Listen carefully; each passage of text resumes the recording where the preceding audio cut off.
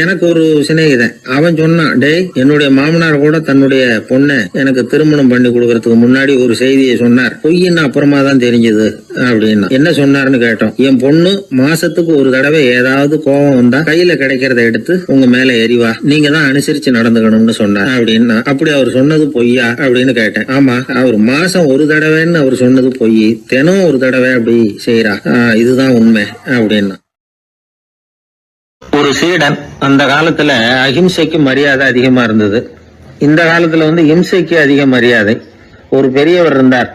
உண்மையை பத்தியும் சத்தியத்தை பத்தியும் நிறைய உபதேசம் எல்லாம் பண்ணார். அது பிரகாரமே நடந்தார். அவர் பின்னாடி நிறைய கூட்டம்லாம் இருந்தது. சீடர்கள் அதிகமா இருந்தாங்க. அவர் கொள்கைக்கு மரியாதை இருந்தது. ஆனா காலப்போக்கில் அந்த மரியாதை குறைஞ்சு போச்சு. அவர் பின்னாடி போன கும்பலும் குறைஞ்சு போச்சு. இது ஏன்? இப்படி ஒரு கேள்வி கேட்டார் ஒருத்தர். அதுக்கு பதில் சொல்ல வந்தார் ஒருத்தர். அவரு ஒரு கதையை சொன்னார். சீக்கிய கதை. அதாவது மகான் குருநானக் உபதேசம் பண்ணிக்கிட்டு இருந்த காலம். அவர் பின்னாடி ஏகப்பட்ட கூட்டம் போற இடமெல்லாம் மக்கள் வெள்ளம் அவர் பின்னாடியே போயிட்டு இருந்ததுதான். அவர் எந்த ஊருக்கு போனாலும் எல்லாரும் பின்னாடியே போனாங்க. இந்த கூட்டத்தையும் அவங்க கிட்ட இருக்கிற ஆர்வத்தையும் போனார் ஒருத்தர். அவரு குருநானக்கோட நண்பர். அவர் நேரா போய் குருநானக்க பார்த்தார். ஆகா, உங்களுக்கு தான் எத்தனை ஆயிரம் சீடர்கள் அப்படின்னார். குருநானக் இதை கேட்டுட்டு லேசா சிரிச்சார். அவ்வளவுதான், பதில் எதுவும் சொல்லல.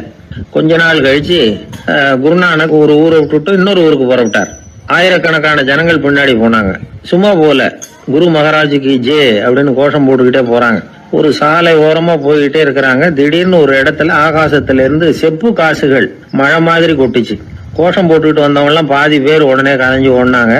அவங்களுக்கு கிடைச்ச செப்பு காசையெல்லாம் பொறுக்கிக்கிட்டு மடியில கட்டிக்கிட்டு சொல்லிக்காம கொள்ளாம நழுவி போயிட்டாங்க. அவர் இதையெல்லாம் கவனிக்காம தொடர்ந்து போயிட்டே இருக்கிறார். அடுத்த ஊருக்கு போனார். அங்க மறுபடியும் ஒரு பணமழை. போன தடவை செப்பு காசு கொட்டுச்சு, இந்த தடவை இங்க வெள்ளி காசா கொட்டுது. இப்பவும் இருந்த கூட்டத்துல பாதி பேர் கும்பல் அப்படியே கலைஞ்சு ஓடி போய் முடிஞ்ச அளவுக்கு அதை பொறுக்கிட்டு அப்படியே ஓடிட்டாங்க. குருநானக் தொடர்ந்து போறார். இன்னொரு ஊர்ல மறுபடியும் பணமழை. இந்த தடவை வெறும் தங்க காசா விழுது. இதை பார்த்ததும் மீதி இருந்த கும்பலும் கலைஞ்சு ஓடி போய் தங்க காசை அள்ளிக்கிட்டு அம்பேல் ஆயிட்டுது. குருநானக் திரும்பி பார்த்தார். கடைசியா எஞ்சி இருந்தது ஒரே ஒரு சீடர் தான். செப்பு காசு, வெள்ளி காசு, தங்க காசு எதையும் பொருட்படுத்தாம இவர் பின்னாடியே வந்துகிட்டு இருக்கிறார். நீதான்ப்பா என்னுடைய உண்மையான சீடன் அப்படின்னு சொல்லி அவரை வாழ்த்தி அவர்கிட்ட தன்னுடைய பணிகளை ஒப்படைச்சாராம் குருநானக். அவ்வளவுதான் அந்த கதை. அதை கேட்டதும் உண்மைக்கு ஏன் மரியாதை குறைஞ்சு போச்சுங்கிறது புரியுது. நல்லவங்க பின்னாடி போற கூட்டம் குறையறதுக்கு இதுதான் காரணம். காசு தான் முக்கியம்னு நினைக்கிறவங்க அதிகமாயிட்டாங்க இந்த காலத்துல. காசு முக்கியம்தான், இல்லைன்னு சொல்லல. ஆனா காசு நமக்கு அடிமையா இருக்கணும். வேலைக்கார மாதிரி இருந்து வேண்டியதை வாங்கி கொடுக்கணும். நாம காசுக்கு அடிமையாயிடக்கூடாது. அப்படி ஆகும் பொழுதுதான் விவகாரம் ஆரம்பம். இந்த காலத்து குரு ஒருத்தர், அவருக்கு பின்னாடி ஏகப்பட்ட சீடர்கள் இருந்தாங்க. ஒரு காலத்துல ஒவ்வொரு கட்டத்துல ஒவ்வொருத்தரா நழுவி போயிட்டாங்க. இப்ப மிஞ்சி இருக்கிறது ஒரே ஒரு சீடன் தான். ரொம்ப பவ்யமா கையை கட்டிட்டு அவர் முன்னாடி உட்காந்துருக்கிறான். கடைசியில நீ மட்டுமாவது இருக்கியப்பா, அது போதும், நீ தான் எனக்கு உண்மையான சீடன் அப்படின்னாராம் குரு. அதுக்கு அந்த சீடன் சொல்லியிருக்கான், அப்படி இல்லைங்க சுவாமி, நீங்க இப்போ உட்காந்துக்கிட்டு இருக்கிற பீடத்துக்கு அடியில பெட்டியில பணம் வச்சிருக்கிறீங்க, அது எனக்கு தெரியும். அதனால நீங்க எப்போ எழுந்திரிச்சு அந்த பக்கம் போவீங்கன்னு பாத்துக்கிட்டு இருக்கிறேன் அப்படின்னா விழுந்தது. உடனே அவங்களுக்கு ஒரு ஆசை, கபீரை சந்திச்சு பேசணும் அப்படின்னு அவங்க ஆசைப்பட்டாங்க. அவங்க அப்படி ஆசைப்பட்டதுக்கு ஒரு காரணம் உண்டு. ஏன் அப்படி ஆசைப்பட்டாங்கன்னா, ரெண்டு ஞானிகளை சந்திக்க வச்சா பல அரிய தத்துவங்களை கேட்கறதுக்கு ஒரு வாய்ப்பு கிடைக்கும். அதனால அவங்க ரெண்டு பேரும் எப்படியாவது சந்திக்க வச்சிடணும் அப்படின்னு அவங்க ஆசைப்பட்டாங்க. அந்த சீடர்கள் தங்களுடைய விருப்பத்தை அவர்கிட்டயே சொன்னாங்க. இது மாதிரி அவர் கபீர் இந்த ஊர்ல இருக்கிறதா தெரியுது, சந்திச்சா தேவையில்லைன்னு. சரி, கபீரை சந்திக்கலாம், ஆனா அவரோட பேசுறத பத்தி நான் எதையும் சொல்றதுக்கு இல்லை அப்படின்னு விட்டார் பரீத். ஏன் கபீரோட நீங்க எதுவும் பேச மாட்டீங்களா அப்படின்னு கேட்டாங்க சீடர்கள். அவரோட பேசுறதுக்கு எதுவும் இல்ல. ஏன்னா எனக்கு என்ன தெரியுங்கிறது அவருக்கு தெரியும், அவருக்கு என்ன தெரியுங்கிறது எனக்கு தெரியும். அப்படி இருக்கிறப்ப நாங்க ரெண்டு பேரும் பேசிக்கிறதுக்கு என்ன விஷயம் இருக்க போகுது அப்படின்னாரு அவர். இங்க நிலைமை இப்படி. கபீர் இருக்கிற இடத்துல என்ன நடந்தது தெரியுமா? இது மாதிரி பரீத் காசிக்கு வந்திருக்கிறார் அப்படிங்கிற விஷயம் கபீரின் சீடர்களுக்கு தெரிஞ்சது. உடனே அவங்களும் நீங்க ஷேக் பரீத்தை சந்திச்சு பேசணும்னு அவர்கிட்ட கேட்க ஆரம்பிச்சாங்க. அதுக்கு கபீர் சொன்னாராம், நாங்க ரெண்டு பேரும் சந்திச்சுக்கிட்டா ஒருத்தர் கட்டி தழுவிக்குவோம், ஆனந்த கண்ணீர் வடிப்போம், வார்த்தைகளால பரிமாறிக்கிறதுக்கு எங்ககிட்ட எதுவும் இல்லை அப்படின்னாராம். இருந்தாலும் ரெண்டு பக்கத்துல இருந்த சீடர்களும் அப்படி நினைக்கல. எப்படியும் இவங்க சந்திச்சுக்கிட்டா கொஞ்சமாவது பேசாம இருக்க முடியாது, ஏதாவது பேசிக்குவாங்க அப்படின்னு நினைச்சாங்க. அதனால தொடர்ந்து வற்புறுத்தினாங்க. கபீர் பரீத்தை தன்னுடைய ஆசிரமத்துக்கு அழைச்சார். அந்த ஊரின் எல்லைக்கே போய் அவரை அழைச்சிட்டு வந்தார். 2 பேரும் சந்திச்சாங்க. ஒருத்தர் கட்டி பிடிச்சுக்கிட்டாங்க. ஒருத்தர் கைய ஒருத்தர் பிடிச்சபடியே ரொம்ப நேரம் நின்றுட்டு இருந்தாங்க. ஆனந்த கண்ணீர் வழிஞ்சுது. கபீர் ஆசிரமத்துல 2 பேரும் மௌனமா உட்கார்ந்துருக்காங்க. ஏதாவது பேசுவாங்கன்னு சொல்லி எதிர்பார்த்துக்கிட்டே 2 பக்கமும் சீடர்கள் காத்துக்கிட்டு இருக்கிறாங்க. பேசுங்கன்னு சொல்லியும் பார்த்தாங்க. அதை கேட்டதும் லேசா சிரிச்சாங்களே தவிர எதுவுமே பேசிக்கலையாம். ஒரு நாள் பூரா இப்படியே போயிட்டுது. அதுக்கப்புறம் பரீத் கபீர் கிட்ட விடைபெற்றுக்கிட்டு புறப்பட்டார். ஏன் நீங்க பேசல அப்படின்னு சொல்லி கபீரின் சீடர்கள் கேட்டாங்களாம். அதுக்கு கபீர் சொன்னார், நாங்க 2 பேரும் உணர்ந்ததை சொல்றதுக்கு வார்த்தைகள் கிடையாது. எல்லாமும் உணர்ந்த பரீத்து கிட்ட பேசுறதுக்கு என்கிட்ட எதுவும் இல்ல, அதனால பேசல அப்படின்னார். இதே மாதிரி பரீத்தின் சீடர்களும் அவர்கிட்ட கேட்டிருக்கிறாங்க, ஏன் நீங்க பேசலன்னு. எங்க 2 பேர்ல யாராவது ஒருத்தர் பேச ஆரம்பிச்சிருந்தாலும் அதை போல முட்டாள்தனம் வேற எதுவும் இருக்க முடியாதுன்னாரு அவரு. ஞானிகள் 2 பேரும் பேசி இருந்தா என்ன ஒரு தெளிவு கிடைக்குமோ அதை விட அதிகமான தெளிவு கிடைச்சதான் சீடர்களுக்கு. உண்மையின் வடிவமான பரம்பொருள் பேசப்பட வேண்டிய ஒன்றல்ல, அது உணரப்பட வேண்டிய ஒன்று அப்படிங்கறத அவங்க புரிஞ்சுக்கிட்டாங்களாம். ஒரு கணவனும் மனைவியும் ரொம்ப நாள் ஒருத்தர் பிரிஞ்சிருந்தாங்க. பல வருஷங்களுக்கு அப்புறம் அவங்க சந்திச்ச உடனே ஏதாவது பேசலாம்ல, பேசல. 2 பேருமே மௌனமா இருந்தாங்க. இந்த ஞானிகள் மாதிரி ஒருத்தர் ஆர்வமா பாத்துக்கிட்டாங்க, அவ்வளவுதான்.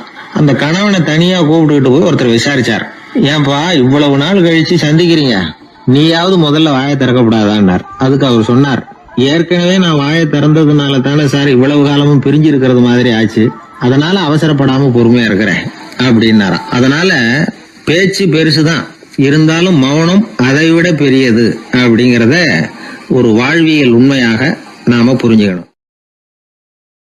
ஒரு சீடன் வெளியூர் புறப்படுறதுக்கு தயாரா இருந்தான். ரொம்ப தூரம் போக போறான். திரும்பி வர நாளாகும். புறப்படுறதுக்கான ஆயத்த வேலைகள்ல ஈடுபட்டிருந்தான். அந்த சமயம் பார்த்து இன்னொரு சீடன் அவங்கிட்ட வந்தான். நம்ம குரு உன்னை அழைச்சிட்டு வர சொன்னார், வா அப்படின்னு கூப்பிட்டான். இவன் உடனே புறப்பட்டு போனான். குருநாதரை பார்த்தான். அவர் காலில் விழுந்து வணங்கினான். வணங்கிவிட்டு எழுந்திரிச்சான். அவ்வளவுதான். குரு ஏதாவது உபதேசம் பண்ணுவாருன்னு எதிர்பார்த்தான். ஆனா நடந்தது என்ன தெரியுமா? குரு அவனுக்கு ஓங்கி ஒரு அடி கொடுத்தார். எதிர்பாராம இந்த அடியை வாங்கினதும் அந்த சீடன் அதிர்ந்து போயிட்டான். பக்கத்துல இருந்த மற்ற சீடர்களும் திகைச்சு போய் நின்னுட்டாங்க. அடி வாங்கின சீடனுக்கு மனசுக்குள்ள குழப்பம். நாம என்ன தப்பு பண்ணணும், புறப்படுற நேரத்துல இப்படி குரு கிட்ட அடி வாங்குற மாதிரி ஆயிட்டுதே அப்படின்னு நினைச்சு மனசுக்குள்ள ரொம்ப வேதனைப்பட்டான். கொஞ்சம் துணிச்சலை வரவழைச்சுக்கிட்டு குருநாதர்கிட்டயே கேட்டுட்டான், சுவாமி நான் என்ன தப்பு பண்ணினேன், என்ன இப்படி அடிச்சுட்டீங்களே, ஒரு வார்த்தை கூட உங்களை எதிர்த்து நான் பேசினது இல்லையே, இவ்வளவு காலமா உங்க விருப்பத்துக்கு விரோதமா ஒரு காரியம் கூட நான் செஞ்சது இல்லையே, வந்ததும் வராததுமா ஒண்ணுமே சொல்லாம என்ன அடிச்சுட்டீங்களே, குருவே நான் செஞ்ச குற்றம் தான் என்ன அப்படின்னு கண்ணீரோட பரிதாபமா கேட்டானா அந்த சீடன். ஆனா அந்த குரு முகத்துல கொஞ்சம் கூட கோபம் இல்லை. அவர் சிரிச்சுக்கிட்டே நின்னுகிட்டு இருந்தாராம். அதுக்கப்புறம் சொன்னாராம், என்னுடைய அருமை சீடனே, நீ ஒரு தவறும் பண்ணல. நான் உன்னை அடிச்சது நீ ஏதோ தப்பு பண்ணிவிட்டேங்கிறதுக்காக இல்ல, நீண்ட பயணம் போற, ஞாபகமா ஏதாவது கொடுத்து அனுப்ப வேணாமா, நீ ஞானம் பெற்ற பிறகுதான் திரும்பி வரப்போறேங்கிறது எனக்கு தெரியும். அதுக்கு பிறகு உன்னை அடிக்க முடியுமா? அதனால இப்ப கிடைச்சிருக்கிற இந்த வாய்ப்பை பயன்படுத்திக்கிட்டேன். அப்போதைக்கு இப்பவே அடிச்சுட்டேன், அவ்வளவுதான், வேற ஒண்ணும் இல்லை அப்படின்னாராம். குரு சிரிச்சுக்கிட்டே இப்படி சொல்றார். இருந்தாலும் இதுவும் ஒரு உபதேசம் தான். அதிர்ச்சிகளால விழிப்படைய வைக்கிறதும் ஒரு வழிதான். இது ஜென் வழி. பெரும்பாலும் அதிர்ச்சியின் மூலமாகவே ஞான தரிசனத்தை அருள்கிறவர்கள் தான் ஜென் குருமார்கள். நம்ம தியானம் தான் ஜென். இந்தியாவில இருந்து சீனாவுக்கு போய் கொஞ்சம் பேர் மாறி வளம் பெற்று ஜப்பான்ல ஜென் ஆகி வளர்ந்துருக்குது, அவ்வளவுதான். ஜென்கிறது தியானம். எதை நினைச்சும் தியானிக்கிறது இல்ல, எல்லாத்திலையும் தியானம் இருக்கிறதா சொல்லுது ஜென். பேசுறது, இருக்கிறது, நடக்கிறது, சாப்பிடுறது, சிரிக்கிறது, தூங்குறது, தொழில் செய்யறது அல்லது சும்மா இருக்கிறது எல்லாமே தியானம் தான். ஜென்கிறது ஒரு சுய தரிசனம், தன்னைத்தானே அடையாளம் கண்டுகொள்கிறது தான். அது இல்லாத எதையும் தேடி கண்டுபிடிக்கிறது இல்ல. சென் மார்க்கத்தை பத்தி ஓஷோ என்ன சொல்றார் தெரியுமா? காணாமல் போன தன்னுடைய மூக்கு கண்ணாடி தன்னுடைய மூக்கின் மேல் இருப்பதை கண்டுகொள்வது போன்றது சென் அப்படிங்கிறார். நம்மால் ஒருத்தர் இன்னொருத்தர் முகத்தை ரொம்ப நேரமா உத்து பார்த்துக்கிட்டு இருந்தார். என்ன பாக்குறீங்கன்னாரு அவரு. நீங்க போட்டிருக்கீங்களே மூக்கு கண்ணாடி, அதை தான் பாக்குறேன்னாரு இவரு. நீங்க அப்படி பாக்குறதுக்கு விசேஷ காரணம் ஏதாவது உண்டான்னு கேட்டார் இவர். உண்டுன்னார். என்னன்னு கேட்டார். நேத்திக்கு காணாம போன என்னோட மூக்கு கண்ணாடி அது அப்படின்னாராம் இவர். எதிர்காலத்தை நினைச்சா எனக்கு ரொம்ப பயமா இருக்கு சார் அப்படின்னு சொல்றவங்க நிறைய பேர் இருக்கிறாங்க. அதாவது பயப்படாத மனிதர்கள்னு யாருமே கிடையாது. ஒவ்வொருத்தருக்கும் ஒவ்வொரு விதமான பயம் இருந்தாலும் ஒட்டுமொத்தமா பாக்குறப்போ மனிதனுக்கு 6 விதமான பய உணர்வுகள் வரலாம் அப்படின்னு பெரியவங்க சொல்றாங்க. எல்லா விதமான பயமும் இந்த 6 வகைக்குள்ள அடக்கம். அந்த 6 வகை பயமும் 6 எதிரிகள் மாதிரியாம். 6 எதிரிகளையும் புரிஞ்சுக்கிட்டோம்னா போதும், வாழ்க்கையில சுலபமா வெற்றி அடைய முடியும். சரி, அந்த 6 வகை பயம் என்னென்ன அப்படின்னு பாப்போம். முதல்ல வறுமை பற்றிய பயம், 2வது பழிச்சொல் பற்றிய பயம், 3வது உடல் நலம் பாதிப்பு பற்றிய பயம், 4வது என்னன்னா காதல் தோல்வி, 5வது முதுமை, 6வது மரணம். அதாவது பயப்படுறதுங்கிறது ஒரு மனநிலை தான். இந்த மனநிலையை கட்டுப்படுத்த முடியும், திசை திருப்ப முடியும். சரி, இந்த பயங்களின் அறிகுறிகள் எப்படி இருக்கும்? வறுமை பற்றிய பயம் அப்படின்னு முதல்ல சொன்னோம் இல்லையா, அந்த பயத்தின் அறிகுறிகளை தெரிஞ்சுக்குவோம். எதுலயும் அக்கறை இல்லாம இருக்கிறது, ஒரு குறிக்கோள் இல்லாம இருக்கிறது, வறுமையை சகிச்சுக்கிறது, வாழ்க்கையில கிடைக்கிறது எதுவா இருந்தாலும் ஆட்சேபனை இல்லாமல் ஏத்துக்கிறது, மனசாலும் உடம்பாலும் சோர்ந்து போயிருக்கிறது, ஆர்வம், முனைப்பு, கற்பனை திறன் எதுவுமே இல்லாம இருக்கிறது. இதெல்லாம் தான் அந்த வறுமை பற்றிய பயத்தின் அறிகுறிகள். அடுத்தது ஒண்ணு பார்த்தோமே, பழிச்சொல் பற்றிய பயம். அதாவது அடுத்தவங்க நம்மளை குறை சொல்லி விடுவாங்களோ அப்படிங்கிற பயம். இதுக்கு அறிகுறி என்ன தெரியுமா? புதியவர்களை சந்திக்கிறதுக்கு பயப்படுறது, முடிவு எடுக்க முடியாம குழம்புறது, பிரச்சனைகளை தவிர்க்க விரும்புறது, தாழ்வு மனப்பான்மை, வரவுக்கு மீறி செலவு செஞ்சு இமேஜ உயர்த்திக்கிறது, குறிக்கோள் இல்லாத வாழ்க்கை, இதெல்லாம் தான் அதுக்கு அறிகுறிகள். 3வது பயம் உடல் நலம் பாதிப்பு பற்றிய பயம், அதாவது நோய் பற்றிய பயம். ஒரு உண்மை என்ன தெரியுமா? டாக்டரை சந்திக்கிற மனிதர்கள்ல 75% பேர் தங்களுக்கு நோய் வந்துட்டுதுங்கிற கற்பனையில இருக்கிறவங்களாம். நிஜமாவே நோய் கிடையாது அவங்களுக்கு. இந்த பயத்தின் அறிகுறிகள் என்னன்னா, வியாதிக்கான அறிகுறிகள் தன்னிடம் இருக்கிறதாக நினைச்சுக்கிறது, எந்த நேரமும் வியாதியை பத்தியே பேசி பேசி மனசை அங்கேயே வச்சிருக்கிறது, நோய் சம்பந்தமான செய்திகளை படிச்சு நமக்கு இப்படி ஆயிடுமோ அப்படின்னு வேதனைப்படுறது, இதெல்லாம் தான் அதுக்கு அறிகுறிகள். 4வது பயம் காதல் தோல்வி. இது ரொம்ப வேதனை, உடம்பையும் மனசையும் சீரழிச்சு விடும். ஆண்களை விட பெண்கள் தான் இந்த பய உணர்வுல அதிகமா பாதிக்கப்படுறாங்க. 5வது முதுமை பற்றிய பயம். 6வது மரண பயம், வயசான காலத்துல எப்படி சமாளிக்கிறது அப்படிங்கிற பயம். ஆக இதையெல்லாம் நாம புரிஞ்சுக்க வேண்டியது ரொம்ப அவசியம். இந்த 6 வகை பயங்களை சரியா புரிஞ்சுக்கிட்டு நாம நடந்துக்கணும். வாழ்க்கையின் முன்னேற்றத்துக்கு இந்த பயங்கள் முட்டுக்கட்டே ஆயிடக்கூடாது. உழைச்சி பணம் சேர்க்கணும், உற்சாகமா மனசை வச்சுக்கணும். மனசை கட்டுப்படுத்துகிற மார்க்கம் தெரிஞ்சுக்கிட்டா போதும், எல்லாம் சரியா வந்துடும். நம்ம ஆள் ஒருத்தன் சொன்னான், சார் எனக்கு வறுமை பற்றிய பயம் தான் இருந்தது, ஒரே ராத்திரியில 30,000 ரூபாய் தயார் பண்ணிவிட்டேன், இப்ப எனக்கு இன்னொரு பயம் வந்துட்டுதுன்னா. என்ன பயம்னு கேட்டாங்க. போலீஸ் கண்டுபிடிச்சிருமோங்கிற பயம்னா. இது இந்த பயத்துல அடங்காது. அதனால அஞ்சி சாவார், அஞ்சாத பொருள் இல்லை அப்படின்னு பாரதி சொன்னார் இல்லையா, அது மாதிரி பயத்தை புரிந்து கொண்டு அதற்கு தகுந்த மாதிரி நம்முடைய வாழ்க்கையை அமைத்துக் கொள்ள வேண்டும். அப்படி அமைத்துக் கொள்ளுகிறவர்களுக்கு வெற்றி நிச்சயம். ஒரு ஊர்ல ஒரு குரு இருந்தார், ஜென் குரு. அவரை தேடிட்டு ஒரு மன்னர் வந்தார். வந்தவர் ஜப்பான் மன்னர். தோட்டக்கலையை பத்தி தெரிஞ்சுட்டு போறதுக்காக அவர் வந்தார். எப்படி தோட்டம் அமைக்கிறது அப்படிங்கறத பத்தி அந்த குரு விவரமா சொல்லி கொடுத்தாரு. 1 நாள் 2 நாள் இல்ல, 3 வருஷம் கத்து கொடுத்தார். அதுக்கப்புறம் சொன்னார், நான் கத்து கொடுத்துட்டேன், இனிமே நீங்க போகலாம், போய் தோட்டம் அமைக்கலாம், அதுதான் உங்களுக்கு பரிசை. தோட்டம் அமைச்ச பிறகு சொல்லி அனுப்புங்க, நான் வந்து பாக்குறேன். நீங்க இங்க என்னவெல்லாம் கத்துக்கிட்டீங்களோ அதையெல்லாம் அங்க செயல்முறையில செஞ்சு காட்டுங்க அப்படின்னு சொல்லி அனுப்பி வச்சார். மன்னர் போனார். அரண்மனைக்கு பக்கத்திலேயே ஒரு பெரிய தோட்டத்தை உண்டு பண்ணினார். அழகான மரங்களையும் செடிகளையும் உருவாக்குனாரு. கிட்டத்தட்ட 1000 தோட்டக்காரர்களை பயன்படுத்தி 3 வருஷங்கள் முயற்சி பண்ணி அந்த அழகான தோட்டத்தை உருவாக்கினார். குரு கிட்ட இருந்து செய்தி வந்தது, நாளைக்கு வந்து தோட்டத்தை பாக்குறேன் அப்படின்னு. மன்னர் உடனே சுறுசுறுப்பாயிட்டார். முதல் நாளே தோட்டத்தை சுத்தப்படுத்தினார். ராத்திரி பூரா யாரும் தூங்கல. எல்லாருக்கும் தோட்டத்தை ஒழுங்குபடுத்துற வேலை. அது அந்தந்த இடத்துல ஒழுங்கா இருக்குதா அப்படின்னு சரி பார்த்தாங்க. ஒரு தவறும் இல்லாத வகையில அதை ஒழுங்குபடுத்தினாங்க. மறுநாள் குரு வந்தார், தோட்டத்தை பார்த்தார். அவருக்கு கோபம் வந்துட்டுது. மன்னருக்கு ஆச்சரியம், எப்பவும் சிரிச்சுக்கிட்டே இருக்கிறவர் இப்ப எப்படி இருக்கிறாரே அப்படின்னு. மெதுவா குரு கிட்ட போய், எல்லாம் சரியா தானே இருக்குது அப்படின்னார். எல்லாம் சரிதான், ஆனாலும் எங்கே அந்த பொன்னிற காற்று அப்படின்னார். உதிர்ந்த இலைகள், பொன் மஞ்சள் நிற இலைகள் காற்றில் அப்படி புரண்டு ஓடுவதை நான் பார்க்க முடியவில்லையே அப்படின்னாராம். அது இல்லாம இந்த தோட்டம் உயிரோட்டம் உள்ளதா இருக்காது, இதுல பாடல் இல்லை ஆடல் இல்லை, அதெல்லாம் இல்லாம இந்த தோட்டம் ரொம்பவும் செயற்கையா தெரியுதுன்னாராம். மன்னர் இப்பதான் யோசனை பண்ணார். கீழே கிடந்த காஞ்சி போன இலைகள் மட்டும் இல்ல, மரத்துல இருந்த காஞ்சி போன இலைகளையும் அப்புறப்படுத்தி சுத்தமா வச்சிருக்கிறார். இறப்பும் வாழ்க்கையினுடைய ஒரு பகுதி தான். மரணம்ங்கிறது வாழ்க்கைக்கு எதிரானது அல்ல, அதை நிரப்பும் ஒரு பகுதி தான் அது. மரணம் இல்லையில் வாழ்க்கையே இல்லை அப்படிங்கிறது பெரியவங்க கருத்து. இப்ப அந்த தோட்டம் அழகாதான் இருக்குது, இருந்தாலும் அது ஒரு ஓவியம் மாதிரி உயிர் இல்லாமல் இருக்கு. குரு ஒரு வாளியை கையில எடுத்துக்கிட்டார், தோட்டத்தை விட்டு வெளியில போனார்.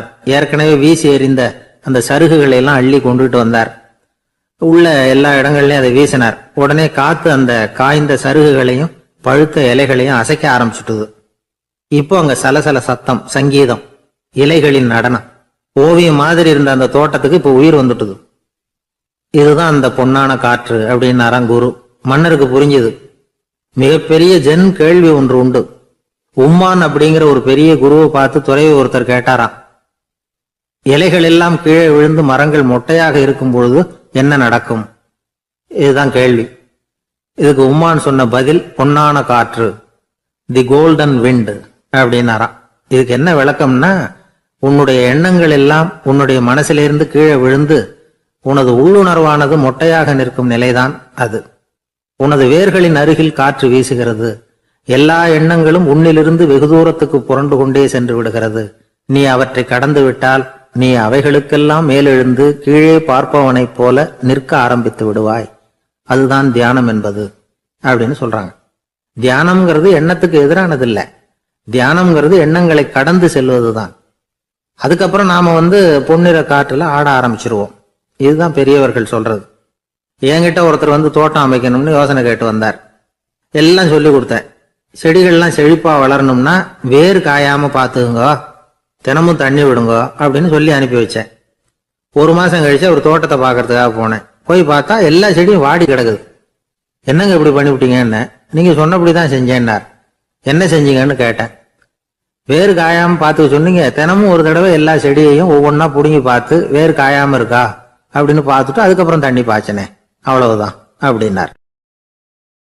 நம்மள மாதிரி ஒரு ஆசாமி அவன் நம்மள மாதிரியே கற்பனை பண்ணான். அதாவது நாம தான் இந்த உலகத்துல ரொம்பவும் கஷ்டப்படுறோம், மத்தவங்க எல்லாம் சந்தோஷமா இருக்கிறாங்க அப்படின்னு அவன் நினைச்சுக்கிட்டான். அவன் ஒரு நாள் கடவுளை வேண்டிக்கிட்டானா, சுவாமி இந்த உலகத்துல எவ்வளவோ பேர் இருக்கிறாங்க, ஒவ்வொருத்தருக்கும் ஒவ்வொரு விதமான கஷ்டம் இருக்கலாம், ஒத்துக்கிறேன். இருந்தாலும் எனக்கு அது கொஞ்சம் அதிகமா இருக்கிறது மாதிரி தெரியுது. அதனால நீங்க எனக்காக ஒரு சின்ன உதவி செஞ்சா போதும். அது வேற ஒண்ணும் இல்ல, என்கிட்ட இருக்கிற துயரங்களை இன்னொருத்தர் யாருகிட்டயாவது கொடுத்துருங்க, அவர்கிட்ட இருக்கிற துயரங்களை என்கிட்ட மாத்தி கொடுத்துருங்க. ஒரு மியூச்சுவல் டிரான்ஸ்பர், அவ்வளவுதான். அப்படி பண்ணிவிட்டா போதும் அப்படின்னு வேண்டிக்கிட்டானான். அன்னைக்கு ராத்திரியே அவன் ஒரு கனவு கண்டிருக்கான். வானத்திலிருந்து ஒரு குரல் கேட்டிருக்கு. அது என்ன சொல்லிச்சு தெரியுமா? ஏ ஜனங்களே, எல்லாரும் அவங்கவுங்க கஷ்டங்களை ஒரு பையில போட்டு எடுத்துக்குங்க. அப்படி எடுத்துக்கிட்டு நேரா இந்த ஊர் எல்லையில இருக்கிற கோயிலுக்கு சேருங்க அப்படின்னு அந்த குரல். ஆஹா, கடவுள் நம்ம பிரார்த்தனைக்கு செவி சாய்ச்சுட்டார் அப்படின்னு சந்தோஷப்பட்டான் இவன். உடனே என்ன பண்ணான், தன்கிட்ட இருந்த கஷ்டத்தையெல்லாம் ஒரு சாக்கு பையில போட்டு எடுத்துக்கிட்டான். வீட்டை விட்டு வெளியில வந்தான். தெருவுல இறங்கி நடக்கிறான். அங்க பார்த்தா ஏகப்பட்ட பேர் ஆளுக்கு ஒரு பைய தூக்கிக்கிட்டு கோயிலுக்கு போயிட்டு இருக்கிறாங்க. சில பேர் மூட்டையா கட்டி தலையில சுமந்துக்கிட்டு போயிட்டு இருக்கிறாங்க. இவன் பார்த்தான். இவனுக்கு ரொம்ப ஆச்சரியமா இருந்தது. ஏன்னா எல்லாரும் வச்சிருக்கிற பைய இவன் பைய விட பெருசா இருந்தது. இவன் பை தான் இருக்கிறதுலயே கொஞ்சம் சின்னதா தெரிஞ்சது. இப்ப அவன் மறுபடியும் சாமியை வேண்டிக்கிட்டான், கடவுளே இப்ப உள்ள சூழ்நிலையை கவனிச்சா என்கிட்ட இருக்கிற பைய பரவாயில்லன்னு தோணுது. அதனால வேற பை எதையும் மாத்த வேணாம், இதுவே பரவாயில்ல, இந்த பையோட திரும்பி வீட்டுக்கு போனா போதும்னு நினைக்கிறேன் அப்படின்னு எதோ நினைக்க ஆரம்பிச்சுட்டான். எல்லாரும் கோயிலுக்கு போய் சேர்ந்தாங்க. கோயில்ல அந்த குரல் மறுபடியும் கேட்டுது. எல்லாரும் அவங்கவுங்க பைகளை சோகத்துல தொங்க விடுங்க, திடீர்னு விளக்குகள் அணையும், மணி அடிக்கப்படும், அதுதான் அடையாளம். அந்த சமயத்துல இருட்டுல உங்களுக்கு வேண்டிய பைய நீங்க மாத்தி எடுத்துக்கலாம், தேர்ந்தெடுத்துக்கலாம். வெளிச்சம் இருக்கிறப்பவே உங்களுக்கு பிடிச்ச பைக்கு பக்கமா பார்த்து நீங்க நின்னுக்கலாம் அப்படின்னு சொல்லி விவரம் சொல்லிச்சான் அந்த குரல். அப்படி சொன்னதுக்கு அப்புறம் திடீர்னு விளக்கு அணைஞ்சுது, மணி அடிச்சுது. கொஞ்ச நேரம் கழிச்சு மறுபடியும் விளக்குகள்லாம் எரிஞ்சுது. இப்போ பார்த்தா எல்லாரும் அவங்கவங்க பையையே கெட்டியா பிடிச்சிட்டு நிக்கிறாங்க. இவனும் அப்படியே நிக்கிறான். இவன் மெதுவா பக்கத்துல நிக்கிறவங்க கிட்ட கேட்டானா, ஏன் நீங்க பைய கையிலேயே வச்சிருக்கிறீங்க, செவுத்துல மாட்டலையா அப்படின்னு கேட்டிருக்கான். இல்லப்பா, நீ ஏன் கையிலேயே வச்சிருக்கிறியோ அதே காரணத்துக்காக தான் நாங்களும் வச்சிருக்கிறோம். நம்ம கவலைகளை பத்தி நமக்கு ஓரளவுக்காவது தெரியும். ஆனா மத்தவங்க கவலைகள் நமக்கு பரிச்சயம் இல்லாதவை, பழக்கம் இல்லாதது. அதனால நமக்கு தெரிஞ்ச கவலைகளை சமாளிக்கிறது சுலபம். தெரியாததை சமாளிக்கணும்னா மறுபடியும் ஆரம்பத்துல இருந்து ஆரம்பிக்கணும். அதனால பழைய நண்பர்களோட வாழறது தான் மேல் அப்படின்னு ஆனான். அதுக்கப்புறம் அவன் தன்னோட பைய போதும்னு வீட்டுக்கு திரும்பி வந்துட்டானான். இது ஒரு பெரியவர் சொல்லி இருக்கிற கதை. அதனால நம்ம கிட்ட இருக்கிற கஷ்டங்கள் தான் பெருசு, அதை இன்னொருத்தங்கிட்ட கொடுத்துட்டு மாத்திக்கலாம் அப்படின்னு நினைக்கிறது தப்பு. இதே மாதிரி இன்னொரு சம்பவம். ஒரு ஊர்ல ஒரு நாள் ராத்திரி ஆகாயத்தில இருந்து கடவுள் குரல் கேக்குது. இந்த ஊர்ல இருக்கிற ஜனங்கள்லாம் கொஞ்சம் கவனிங்க, உங்களுக்கு ஒரு செய்தி. அதாவது இங்க இருக்கிற ஜனங்கள்லயே கொஞ்சம் கூட கவலையே இல்லாத ஆள் யாருன்னு எனக்கு தெரியணும். அதனால எல்லாரும் அவங்க கவலைகளை ஒரு பையில போட்டு எடுத்துக்கிட்டு கோயிலுக்கு வாங்க அப்படின்னாரு கடவுள். உடனே வரிசையா எல்லாரும் வர ஆரம்பிச்சாங்க. எல்லார் கையிலயும் பை இருந்தது, சின்னதும் பெருசுமா. கவலையே இல்லாத ஆள் யாருன்னு தேடினார் கடவுள். ஒரே ஒரு ஆள் மட்டும் கையில எதுவும் இல்லாம வெறும் கையை வீசிக்கிட்டு ரொம்ப ஜாலியா நடந்து வந்துகிட்டு இருந்தான். கடவுள் அவங்க கிட்ட போனார். ஏப்பா, உனக்கு கவலையே இல்லையா அப்படின்னு கேட்டார். எனக்கும் சில கவலைகள்லாம் உண்டு அப்படின்னு அவன். எங்க அதெல்லாம்னு கேட்டிருக்காரு கடவுள். பின்னாடி லாரியில வந்துகிட்டு இருக்கு அப்படின்னு அவன். ஒரு ரயில் வேகமா போயிட்டு இருக்கு. அது ஒரு ரயில்வே ஸ்டேஷன்ல கொஞ்ச நேரம் நின்னுது. அப்போ அதுல ஒரு ஆள் ஏறினார். தலையில ஒரு மூட்டையை வச்சிருந்தார். மூட்டையை தலையில சுமந்துக்கிட்டே உள்ள வந்தாரு. மூட்டையை தலையில சுமந்துக்கிட்டே ஒரு இடத்துல உட்கார்ந்தார். ரயில் மறுபடியும் புறப்பட்டது. இவர் தன் தலையில இருந்த மூட்டையை கீழே இறக்கி வைக்கணும்ல, வைக்கல, சுமந்துக்கிட்டே வர்றார். எதிரில் உட்கார்ந்துருந்தவர் கேட்டார், ஏங்க ஏன் இப்படியே உட்கார்ந்துருக்கிறீங்க தலையில மூட்டையை வச்சுக்கிட்டு, மூட்டையை கீழே இறக்கி வைக்கலாமே அப்படின்னார். வேணாங்க, பாவம், தலையில இருக்கிற மூட்டையை இறக்கி ரயில்ல வச்சா ரயிலுக்கு பாரம் அதிகமா இருக்கும் அப்படின்னாரு அவரு. இப்படி ஒரு ஆளை பார்த்தா நமக்கு சிரிப்பு தான் வரும். ஏன்னா ரயிலுங்கிறது அந்த மூட்டையையும் சேர்த்து சுமந்துக்கிட்டு தான் போகுது. அவன் அந்த மூட்டையை தலையில வச்சிருந்தாலும் ஒண்ணுதான், தரையில வச்சிருந்தாலும் ஒண்ணுதான். அதனால ரயிலுக்கு எந்த மாற்றமும் ஏற்பட போறதில்லை. அதே மாதிரி தான் நம்ம மனமும். இதுவும் ஒரு தேவையில்லாத சுமை, அனாவசியமா சுமந்துக்கிட்டு இருக்கிறோம். இத கீழே இறக்கி வச்சுட்டா வாழ்க்கை பிரயாணம் சுகமா இருக்கும். ரயில் பிரயாணம் பண்ற அந்த ஆள் மூட்டையை சுமக்கிறான், வாழ்க்கை பிரயாணம் பண்ற நாம மனசை சுமக்கிறோம். இது ரெண்டுக்கும் எந்த வித்தியாசமும் இல்லை. மனசை கீழே இறக்கி வச்சுட்டா பாரம் இல்லாமல் வாழலாம், பறவைகள் மாதிரி பறக்கலாம், குழந்தைகள் மாதிரி கள்ளங்கபடம் இல்லாம வாழலாம். இந்த வெளி உலகத்துல நாம நிலை பெற்று இருக்கணும், வேரூன்றி இருக்கணும். அதே சமயம் நம்முடைய உள்வெளியில ஆன்மீக வாழ்க்கையில பாரம் இல்லாம இருக்கணும். அப்போ பறக்கணும், நதியை போல ஓடணும், மிதக்கணும். பயணம் சுகமா இருக்கும், களைப்பு தெரியாது, கவலை தெரியாது. ஒரு சீடன் போதி தர்மரை நாடி வந்தான். குருவே, நீங்கள் என்ன வெறுமையாக இருக்க சொன்னீங்க, நான் இப்ப மறுபடியும் வெறுமையானவன் ஆகிட்டேன், அதனால இப்ப என்ன செய்ய சொல்றீங்க என்ன அப்படின்னு சொல்லி நின்னான். உடனே அந்த குரு பக்கத்துல இருந்த ஒரு குச்சியை எடுத்து அவன் தலையில அடிச்சு, போய் அந்த வெற்றுத்தன்மையையும் வீசி எறிந்து விட்டு வா அப்படின்னார். நான் இப்போ காலியா இருக்கிறேன்னு ஒருத்தன் சொல்றான்னு வச்சுங்க, அது உண்மை இல்லை. ஏன்னா இன்னமும் அதுல நான்கிற எண்ணம் இருக்குது. எந்த சிந்தனையும் இல்லாம இருக்கிறது கடினம்தான். ஆனாலும் மனிதன் அதுல உள்ள நுட்பத்தை புரிஞ்சுக்கிட்டான்னா இவ்வளவு தூரம் தூக்கி சுமந்துக்கிட்டு வந்த அந்த மனதின் முட்டாள்தனத்தை அவனே பார்த்துட்டு சிரிப்பான். இதுதான் பெரியவங்க சொல்லியிருக்கிற ஆலோசனை. நம்மால் ஒருத்தன் தலையில ஒரு பெரிய மூங்கில் கூடையோட ரயில்ல உட்கார்ந்தான். கூடை தலையில இருந்தது, கீழே இறக்கி வைக்கல. எதிரில் இருந்தவர் கேட்டார், ஏங்க எதுக்காக அதை அனாவசியமா சுமந்துகிட்டே இருக்கீங்க, கீழே இறக்கி வைங்களேன்னார். இல்லைங்க, நான் வீட்டை விட்டு புறப்படும் போதே என் பையன் சொல்லிவிட்டான், கூடைய தலையை விட்டு இறக்கக்கூடாதுன்னு அப்படின்னார். அவன் சின்ன பையன், விவரம் இல்லாம சொல்லியிருப்பான்.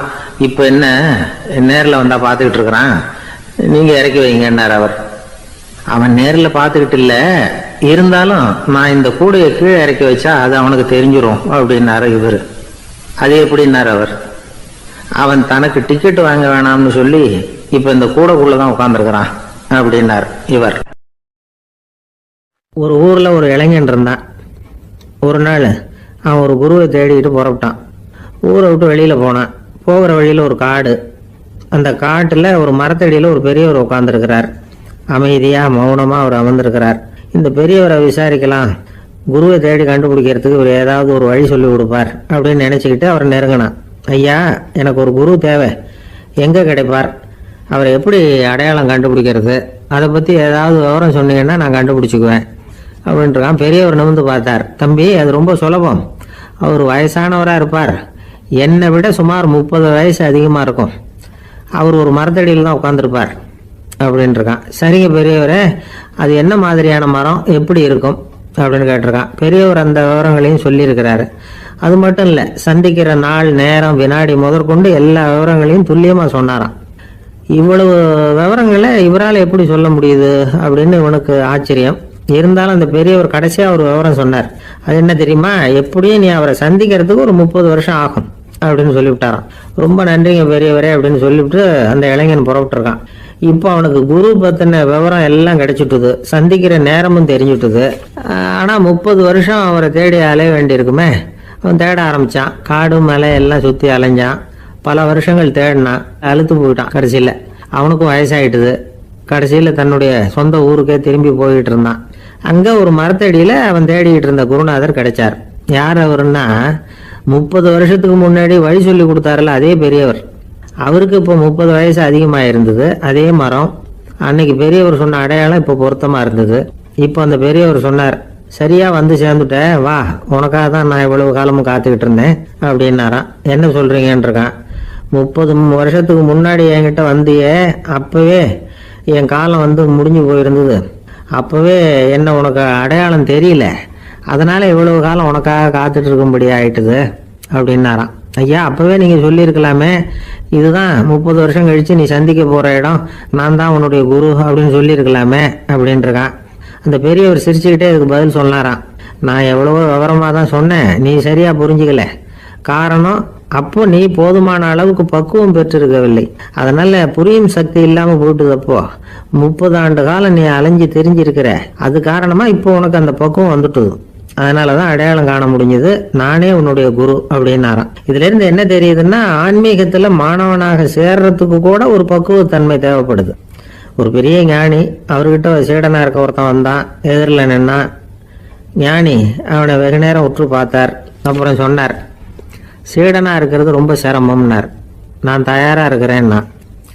அது இன்னமும் சிரமமாச்சே, இங்க வந்து குருவா இருக்கிறது மட்டுமே சுலபம் அப்படின்னாராம். அப்படின்னா நான் குருவாவே ஆயிடுறேன் அப்படின்னானா. இது போலவே இந்த காலத்துல கதை ஒண்ணு உண்டு. ஒரு பள்ளிக்கூடத்துல வகுப்பு ஆசிரியர் மாணவனை திட்டிக்கிட்டு இருந்தார். டேய், நீ 100க்கு 10 மார்க்கு தான் வாங்கிட்டு இருக்க, இவ்வளவு மோசமா நீ படிச்சா கடைசியில மாடு மேய்க்கிறது கூட லாய்க்கு இல்லாதவனா ஆயிடுவேன், அதுக்கப்புறம் என்ன செய்ய போற அப்படின்னாராம். பையன் தலையை சொரிஞ்சுக்கிட்டே சொன்னானா, சார் அப்படின்னா ஒண்ணு செய்யறேன் அப்படின்னானா. இவர் கேட்டிருக்கார், என்ன செய்ய போறேன்னு. வேற என்ன சார், உங்களை மாதிரி ஒரு ஆசிரியர் ஆயிடுறேன் அப்படின்னானா. துருக்மேனியாவில் அஷ்காபாத் அப்படின்னு ஒரு நகரத்துல ஒரு புவியியல் விஞ்ஞானி இருந்தார். அவரு ஒரு நாய்க்குட்டி வளர்த்தார். ஒரு நாள் முன்னிரவு நேரம் ஒரு மேஜைக்கு முன்னாடி உட்கார்ந்து அந்த விஞ்ஞானி ஏதோ கணக்கு போட்டுக்கிட்டு இருக்கிறார். அவருக்கு ஒரு சின்ன பெண் குழந்தை, அது தொட்டில தூங்கிட்டு இருக்குது. அந்த நாய்க்குட்டியும் ஒரு மூலையில படுத்து அது பாட்டுக்கு தூங்கிட்டு இருந்தது. ஒரே அமைதி. அந்த நேரத்துல திடீர்னு அந்த நாய்க்குட்டி துள்ளி எழுந்திருச்சது. நேரா குழந்தைகிட்ட ஓடிச்சு. அந்த குழந்தைய அது போட்டிருந்த ட்ரெஸ்ஸோட சேர்த்து கவ்வி தூக்குச்சு. தூக்கிக்கிட்டு வாசல் பக்கம் ஓடிச்சு. நாய்க்குட்டி குழந்தைய கவ்வி தூக்க முடியுமாங்கிற சந்தேகம் உங்களுக்கு இல்லையா? நீங்க வந்து நம்ம ஊர் நாய்க்குட்டியவே பார்த்து பழக்கப்பட்டிருக்கீங்க, அதனால நம்புறதுக்கு சிரமமா இருக்கும். அந்த ஊர்ல எல்லாம் அது வந்து ரொம்ப ஸ்ட்ராங்கா இருக்கும், ஒரு ஏதோ கண்ணுக்குட்டி மாதிரி இருக்கும். விஞ்ஞானி அதை பார்த்துட்டார். உடனே அந்த நாய்க்கு வந்து வெறி பிடிச்சிட்டுதுன்னு முடிவு பண்ணிட்டு தன்னோட கை துப்பாக்கியை எடுத்துக்கிட்டு ஓடி வந்தார். அவர் வெளியில வந்து நாய்க்குட்டி எங்க அப்படின்னு பார்த்து தேடுறார். அந்த நேரத்துல அந்த வீடு வந்து இடிஞ்சு விழுது. காரணம் பூமி அதிர்ச்சி. இப்படி பூமி அதிர்ச்சி உண்டாக போகுதுங்கிறது அந்த நாய்க்குட்டிக்கு முன்னாடியே தெரிஞ்சு போச்சு. அதுதான் குழந்தைய தூக்கிட்டு வெளியில ஓடி வந்திருக்குது. அது மூலமா அந்த குடும்பத்தையே காப்பாத்தி இருக்குது அந்த நாய்க்குட்டி. இந்த சம்பவம் நடக்கிறதுக்கு 3 நாளைக்கு முன்னாடியே சில பிராணிகளுக்கு இப்படி நடக்க போகுதுங்கிறது தெரிஞ்சிருக்குதான். ஆமா, அந்த நகரத்துல 3 நாளைக்கு முன்னாடியே பாம்பு, பல்லி இதெல்லாம் அது தங்கி இருந்த வலையை விட்டு வெளியில ஓடி வந்துட்டுது. அதே மாதிரி அங்க இருந்த புறாவெல்லாம் பறந்து போயிடுச்சான். இதே மாதிரி யுகோஸ்லோவியாவில் கூட ஒரு நகரம், அங்க ஒரு நாள் ராத்திரி ஒரு மிருக காட்சி சாலையில திடீர்னு ஒரு பெரிய கலவரம், கூச்சல், குழப்பம். அங்க இருந்த கழுதை, புலி, யானை, பறவை எல்லாம் கண்ணாபின்னான்னு கத்த ஆரம்பிச்சுட்டுது. நீர் யானை அதுக்குன்னு போட்டிருந்த தடுப்பையே தாண்டி குதிச்சு வெளியில வந்துட்டுதான். மறுநாள் தான் எல்லாருக்கும் விஷயம் புரிஞ்சுது. அடுத்த நாள் காலையில அங்க பூமி அதிர்ச்சி உண்டாயிட்டுது. இப்ப பாருங்க, அதாவது மனுஷனை போய் தீர்க்க தரிசி அது இதுன்னு சொல்லிட்டு இருக்கிறோம். இவனை விட அது பரவாயில்லைன்னு தோணுது. அதாவது மிருகங்கள் ஒன்று நடக்க போகுதுங்கிறத முன்னாடியே புரிஞ்சுக்குதே. சரி, இதெல்லாம் எப்படி அது முன்கூட்டி புரிஞ்சுக்குது? அதுதான் படைப்பு ரகசியம். அதை கண்டுபிடிக்கிறதுக்கு தான் மனுஷன் ஆராய்ச்சி பண்ணிட்டு இருக்கிறான். விஞ்ஞானிகளோட ஆராய்ச்சியெல்லாம் ஒரு பக்கம் இருக்கட்டும், வீட்டுக்குள்ளேயே சில ஆராய்ச்சி பண்ணி பாருங்களேன். இப்ப சில யோசனை சொல்லி அதை சோதனை பண்ணி பாருங்க அப்படின்னு ஒருத்தர் சொன்னாராம். அதாவது இப்ப மழை வருமா வராதா அப்படின்னு தெரிஞ்சுக்கணுமா, உடனே ஒரு பூனைக்குட்டி பின்னாடியே மெதுவா போய் அது என்ன செய்யுதுன்னு கவனிச்சு பார்க்கணும். பூனைக்குட்டி தன்னோட பாதத்தினால சுகத்துல அப்படி கீறிக்கிட்டு இருக்கும். அப்படி கீறினா கண்டிப்பா மழை வரும். சில சமயம் பூனைக்குட்டி அப்படி மல்லாந்து படுத்துக்கிட்டு பாதத்தை உயர தூக்கும், அப்படியும் புரளும். இப்படி செஞ்சதுன்னா அன்னைக்கும் மழை இருக்காது. அதனால முன்னாடி இருந்தது மழை வர்றதுக்கு அறிகுறி, இது மழை இல்லைங்கிறதுக்கு அறிகுறி. பறவைகள், பிராணிகள் இதுகளோட நடவடிக்கைகளை பார்த்துட்டு அதையெல்லாம் அடிப்படையாக வச்சுதான் காலநிலையை கண்டுபிடிக்கிற கருவிகளை கண்டுபிடிச்சிருக்கிறாங்க. வாத்து இருக்குல்ல, சில சமயம் தன்னோட அழகை தன்னோட இறகுகள்ல அப்படியே புதைச்சிக்கும். அப்படி செஞ்சா குளிர்காலம் வரப்போகுதுன்னு அர்த்தம். பருவநிலை குளிரா மாறப்போகுதுங்கிறதுக்கு இதுதான் அறிகுறி. சிட்டுக்குருவி இருக்குதுல்ல, அதெல்லாம் புழுதியில உழுந்து புரளும், சிறகுகளை படபடன்னு அடிச்சுக்கும். அப்படி செஞ்சா மழை வரப்போகுதுன்னு அர்த்தம். ஒண்ணு மட்டும் நாம நல்லா தெரிஞ்சுக்கணும், இயற்கையின் சீற்றம்னு சொல்றோம் இல்லையா, இயற்கை ஏன் நம்ம மேல கோவப்படுது? இயற்கையை நாம அனுசரிச்சு போறதில்ல, அதனால கோவப்படுது. காடுகளை அழிக்கப்படாது, விலங்குகளை கொல்லப்படாது, இயற்கை ஏற்படுத்தி வச்சிருக்கிற சமநிலையை கெடுக்கப்படாது. அதை புரிஞ்சுக்கிட்டு வாழ்ந்தோம்னா பூமியும் நடுங்காது, நாமளும் நடுங்க வேண்டிய அவசியம் இருக்காது. ஒருத்தர் இருந்தார், சாராய கடைக்கு போனாராம், நிறைய சாப்பிட்டார். அப்புறம் சொன்னார், இது ரொம்ப அற்புதமான சரக்கு போல இருக்கு, உள்ள போன உடனே இந்த பூமியே நடுங்கிறது மாதிரி இருக்கு எனக்கு அப்படின்னாராம். இதுக்கு கடைக்காரர் சொல்லியிருக்கார், நீங்க சாப்பிட்டது வெறும் பச்சை தண்ணி தாங்க, இப்ப ஏற்பட்டிருக்கிறது நிஜம் பூமி அதிர்ச்சி அப்படின்னாராம். ஒருத்தர் ரொம்ப அவசரமா போயிட்டு இருந்தார். எங்க சார் போறீங்கன்னு கேட்டோம். எனக்கு வேண்டியப்பட்ட ஒருத்தருக்கு குழந்தை பிறந்திருக்கிறதாக செய்தி வந்திருக்கு, அதுதான் ஆஸ்பத்திரிக்கு போயிட்டு இருக்கேன், பார்த்துட்டு வரலாம்னு அப்படின்னார். அப்படின்னா கொஞ்சம் இப்படி உட்காருங்க அப்படின்னோம். சில விவரம்லாம் சொல்றேன், கேட்டுட்டு போங்க அப்படின்னோம். உட்காந்தார். அப்புறம் சொல்ல ஆரம்பிச்சோம். புதுசா பிறந்திருக்கிற ஒரு குழந்தைய பார்க்க போறதுன்னா அது சாதாரண விஷயம் இல்லை, அதுல ரொம்பவும் கவனமா நடந்துக்கணும். புது குழந்தைக்கு நோய் சுலபமா தொற்றும், முக்கியமா காற்று மூலமா பரவுற நோய்கள் சுலபமா வந்துடும். அதனால நமக்கு உடம்பு சரியில்லைன்னா குழந்தைய விட்டு கொஞ்சம் தள்ளியே இருக்கிறது தான் நல்லது. பெரியவங்களை பொறுத்த வரைக்கும் சாதாரணமா உள்ள ஒரு கிருமி கூட குழந்தைய பொறுத்த வரைக்கும் ரொம்ப மோசமான ஒரு கிருமியா இருக்கும். சில வெளிநாடுகள் எப்படி தெரியுமா, பிறந்த குழந்தை தூங்கிட்டு இருக்கிற ஒரு ரூமுக்கு போகணும்னா போறவங்க முகமூடி போட்டுக்கணும், காலணிகளை மாத்திக்கணும், அவ்வளவு சுத்தமா உள்ள போய் பார்த்துட்டு வரணும்.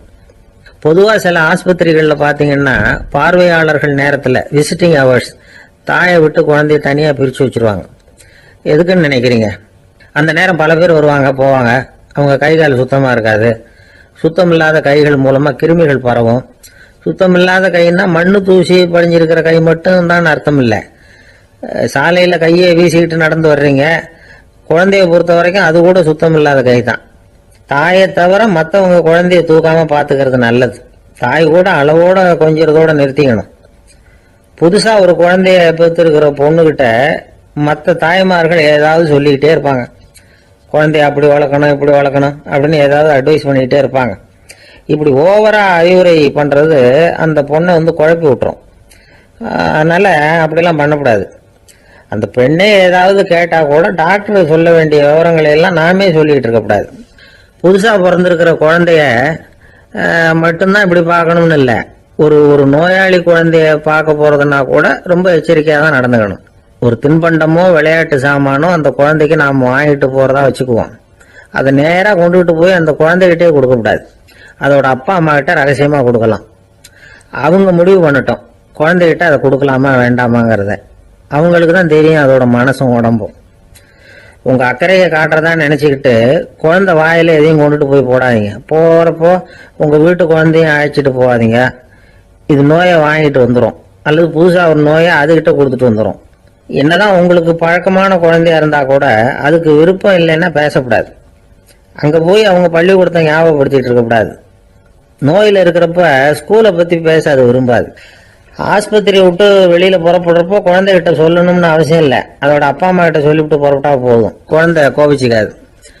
சமூக சம்பிரதாயத்தை பற்றி அது கவலைப்படுறதில்லை. இப்படி எல்லா விவரமும் நம்ம எதிரில் உட்காந்துருந்தவங்க கிட்ட சொல்லி முடித்தோம். ரொம்ப நன்றி சார் அப்படின்னு சொல்லிவிட்டு அவர் புறப்பட்டார். குழந்தைங்க கொஞ்சம் வளர்கிற வரைக்கும் தான் நாம் எச்சரிக்கையாக இருக்கணும்னு இல்லை, வளர்ந்த பிறகு இன்னும் எச்சரிக்கையாக இருக்கணும். ஒரு பையன் பள்ளிக்கூடத்துலேருந்து திரும்பி வீட்டுக்கு வந்தான். முகம் பூரா நகத்தால கீறி இருந்தது. அப்பா பார்த்து பயந்துட்டார். யாருடா உன்னை இப்படி பண்ணுது அப்படின்னாரு. என் கூட படிக்கிற இன்னொரு பையன். நாளைக்கு உன் கூட பள்ளிக்கூடத்துக்கு வர்றேன், நீ எனக்கு அவனை அடையாளம் காட்ட முடியுமான்னார். அது ரொம்ப சுலபம். நான் பையன் எப்படின்னார் அப்பா. அவன் காதில் ஒன்றை கையோடு எடுத்துகிட்டு வந்திருக்கிறேன், இதோ என் பையில தான் வச்சிருக்கேன் அப்படிங்கிறான் அந்த பையன். ஒருத்தர் ஒரு தவறு செஞ்சு விடுறாருன்னு வச்சுக்கங்க, உடனே நீ செஞ்சது தவறு அப்படின்னு சொல்கிறது ஒரு வகை. அதுக்கு பதிலாக எது சரின்னு அவர் புரிந்து கொள்ள உதவி செய்கிறது இன்னொரு வகை. இந்த ரெண்டாவது வகை இருக்கு பாருங்க, நிர்வாக இயலில் இது ரொம்ப முக்கியம். அலுவலகத்தில் வேலை பார்க்குற ஒருத்தர் முக்கியமாக தெரிஞ்சுக்க வேண்டியது என்ன தெரியுமா? சக ஊழியர்கள்கிட்ட எப்படி பழகணும், மேலதிகாரிகள்கிட்ட எப்படி பழகணும், தனக்கு கீழே வேலை செய்கிறவங்க கிட்ட எப்படி பழகணும், வாடிக்கையாளர்கள்கிட்ட எப்படி பழகணும், இவங்க எல்லார்கிட்டையும் செம்மையான உறவை ஏற்படுத்திக்கிறது எப்படி. இதையெல்லாம் சொல்லிக் கொடுக்குற பாடம் தான் இன்டர் பர்சனல் ஸ்கில், திறமையான உறவு அப்படிங்கிறது. எந்த வேலையில் இருந்தாலும் சரி, இந்த உறவுகளை வளர்க்கும் திறன் உள்ளவங்க சீக்கிரம் முன்னுக்கு வந்துடுறாங்க. மற்றவங்க கிட்ட உறவை பலப்படுத்திக்கிறது எப்படி அப்படின்னு தெரிஞ்சுக்கிட்டோம்னா எந்த ஒரு தடையையும் சுலபமாக தாண்டி செய்கிற தொழிலில் முன்னுக்கு வந்துடலாம். ஹார்வர்டு பல்கலைக்கழகத்தில் ஒரு கணக்கெடுப்பு பண்ணி பார்த்தாங்களாம். பார்க்குற வேலையில் எது மாதிரி குணாதிசயம் உள்ளவங்க வேகமாக முன்னுக்கு வர்றாங்க அப்படின்னு தெரிஞ்சுக்கிறதுக்காக இந்த கணக்கெடுப்பு. வெவ்வேறு துறையில் வேகமாக முன்னுக்கு வந்திருக்கிற பல பேரை சந்தித்து இந்த சர்வேயை நடத்தியிருக்கிறாங்க. அவங்க கண்டுபிடிச்சி சொல்லியிருக்கிற உண்மை என்ன தெரியுமா? ஒருத்தர் ஒரு வேலையில் இருந்தால் அது சம்பந்தப்பட்ட சப்ஜெக்ட் பற்றிய அறிவு 35% இருந்தால் போதுமா. ஆனால் உறவுகளை வளர்க்கக்கூடிய திறன், இன்டர் பர்சனல் ஸ்கில்லு 65% வேணும். இப்படி உள்ளவங்க சீக்கிரம் முன்னுக்கு வந்துடுறாங்களாம். அதனால் ஒருத்தருக்கு வேலை சரியாக புரியலைன்னா கூட விவரமாக மற்றவங்க கிட்ட பழகிறது எப்படின்னு புரிஞ்சால் போதும், அவர் முன்னுக்கு வந்துடலாம்.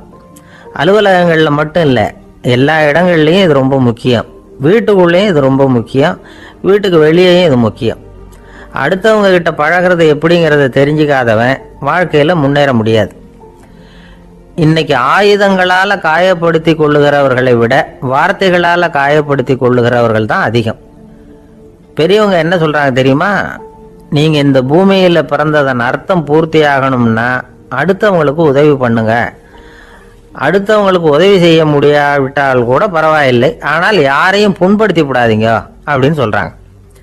எனக்கு தெரிஞ்ச ஒருத்தர் ஒரு அலுவலகத்தில் வேலை பார்க்குறார். அவர் சொல்லுவார், எனக்கு இந்த இன்டர் பர்சனல் ஸ்கில் ரொம்ப அதிகம் சார். சக ஊழியர்கள்கிட்ட ரொம்ப சுமூகமாக நடந்துக்குவேன்.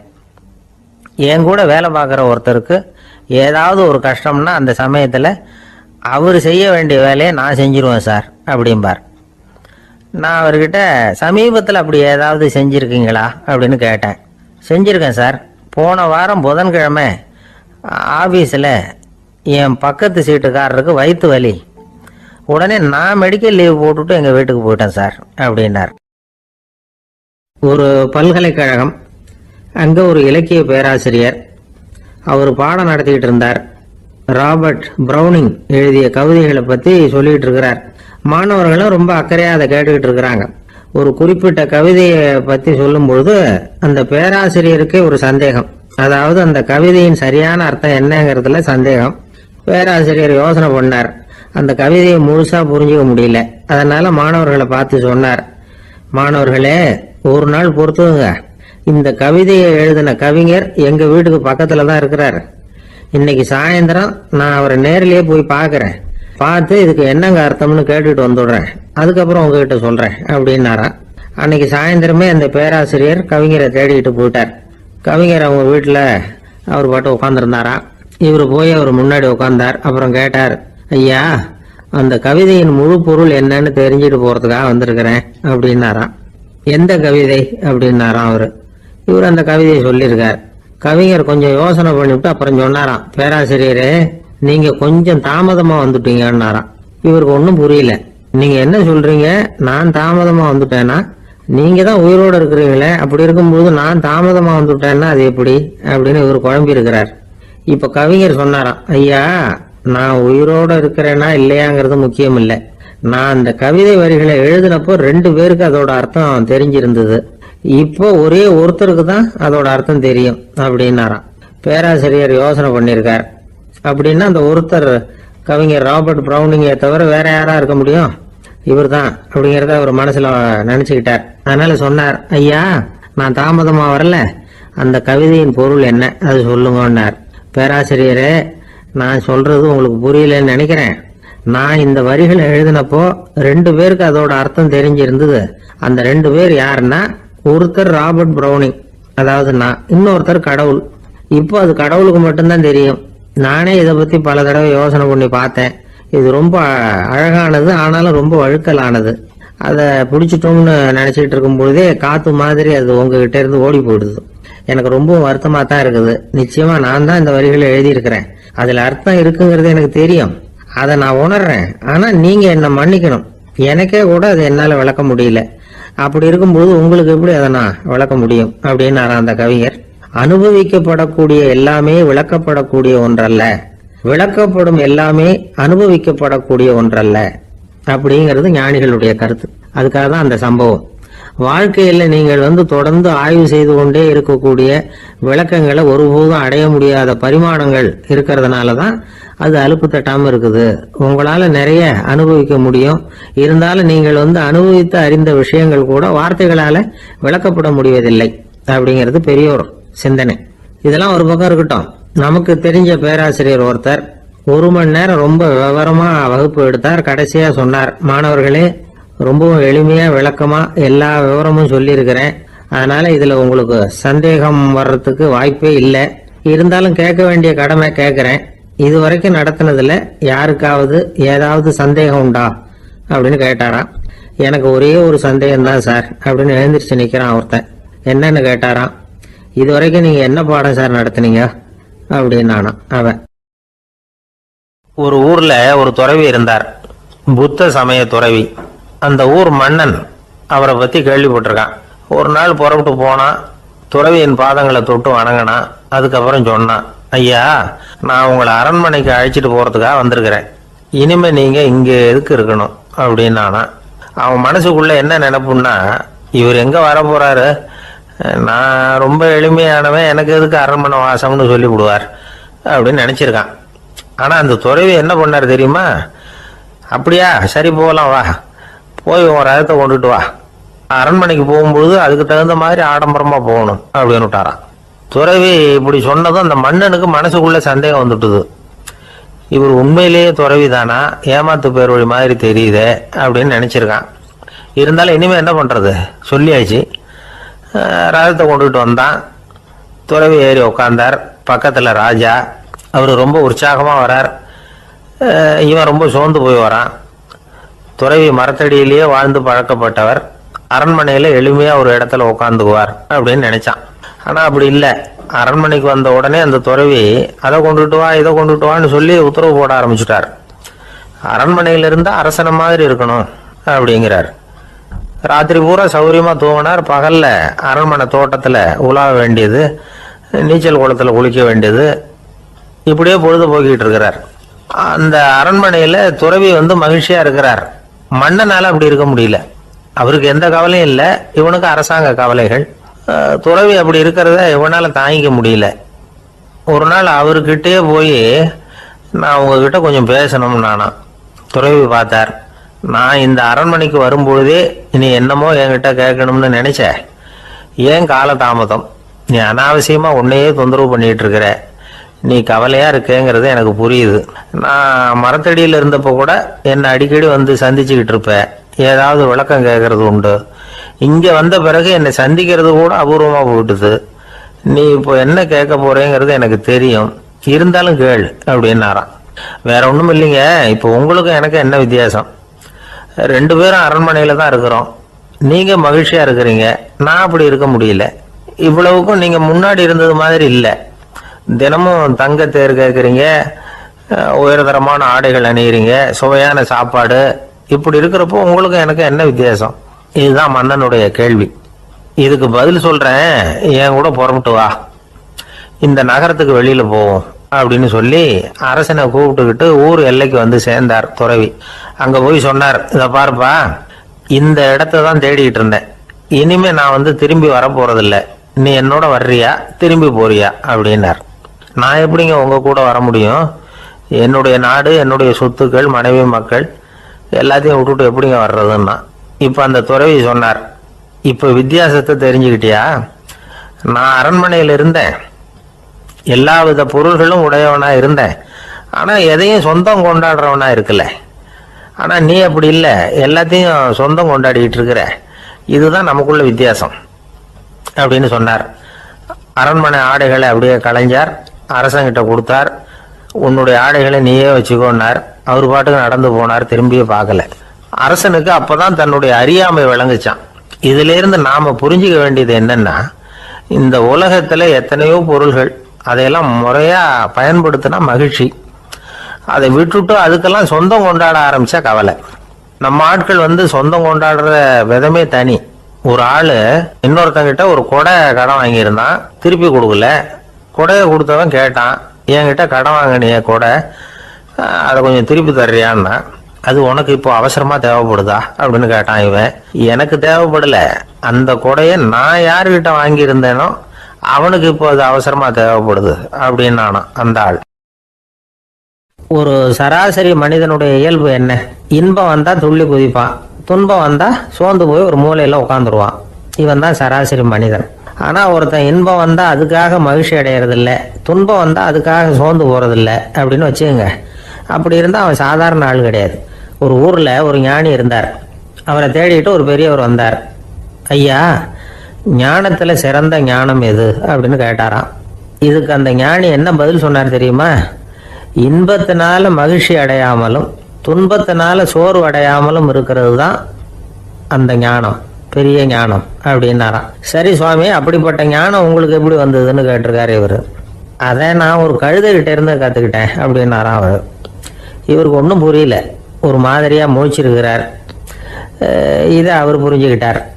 நீங்கள் நாளைக்கு காலையில் நம்முடைய ஆசிரமத்துக்கு வாங்க, புரிய வைக்கிறேன்னாராம். சரின்னு அவர் போயிட்டார். மறுநாள் காலையில் ஆசிரமத்துக்கு வந்து சேர்ந்தார். ஞானி அவரை கூப்பிட்டு உட்கார வச்சார். வாங்க, வந்து இப்படி உட்காருங்க, கொஞ்ச நேரத்தில் இந்த வழியாக ஒரு கழுதை போகும், அதை கவனித்து பாருங்கன்னாராம். இவருக்கு இன்னமும் ஒன்றும் புரியாமல் போச்சு, ஒரே குழப்பம். இருந்தாலும் அந்த ஞானி சொன்னது மாதிரியே உட்காந்துருக்கிறார். கொஞ்ச நேரத்தில் அந்த வழியாக ஒரு கழுதை போச்சு. அது முதுக நிறைய அழுக்கு மூட்டைகள், அதை சுமந்துக்கிட்டு போகுது. ஒரு செலவு தொழிலாளி அதை ஓட்டிகிட்டு போகிறார். கொஞ்சம் தூரத்தில் ஒரு ஆறு இருக்குது. அங்கே போய் துணியெல்லாம் சுத்தப்படுத்திக்கிட்டு சாயந்தரமாக திரும்பி இந்த வழியாக வருவாங்க. ஞானி சொன்னது மாதிரியே இந்த பெரியவர் அழுக்கு மூட்டையை சுமந்துக்கிட்டு போகிற அந்த கழுதையை கவனித்தார்.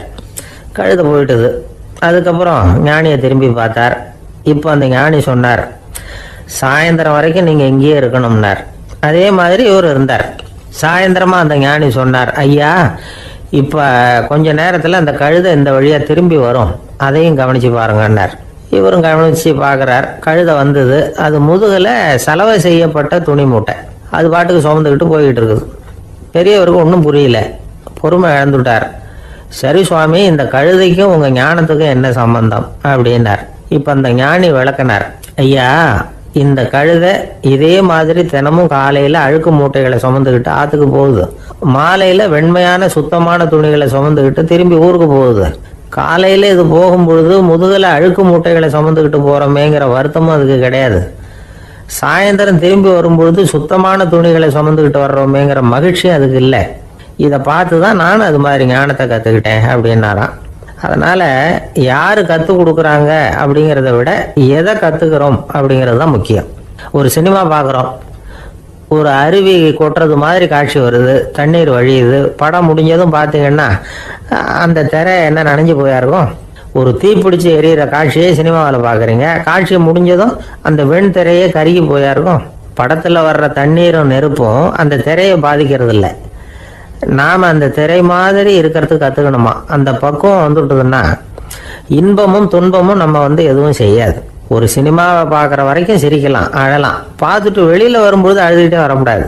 ஒருத்தர் வந்தார், அப்படி படம் முடிஞ்சு வெளியில் வரும்பொழுது அருவி மாதிரி கண்ணீர் சிந்திக்கிட்டே வரார்.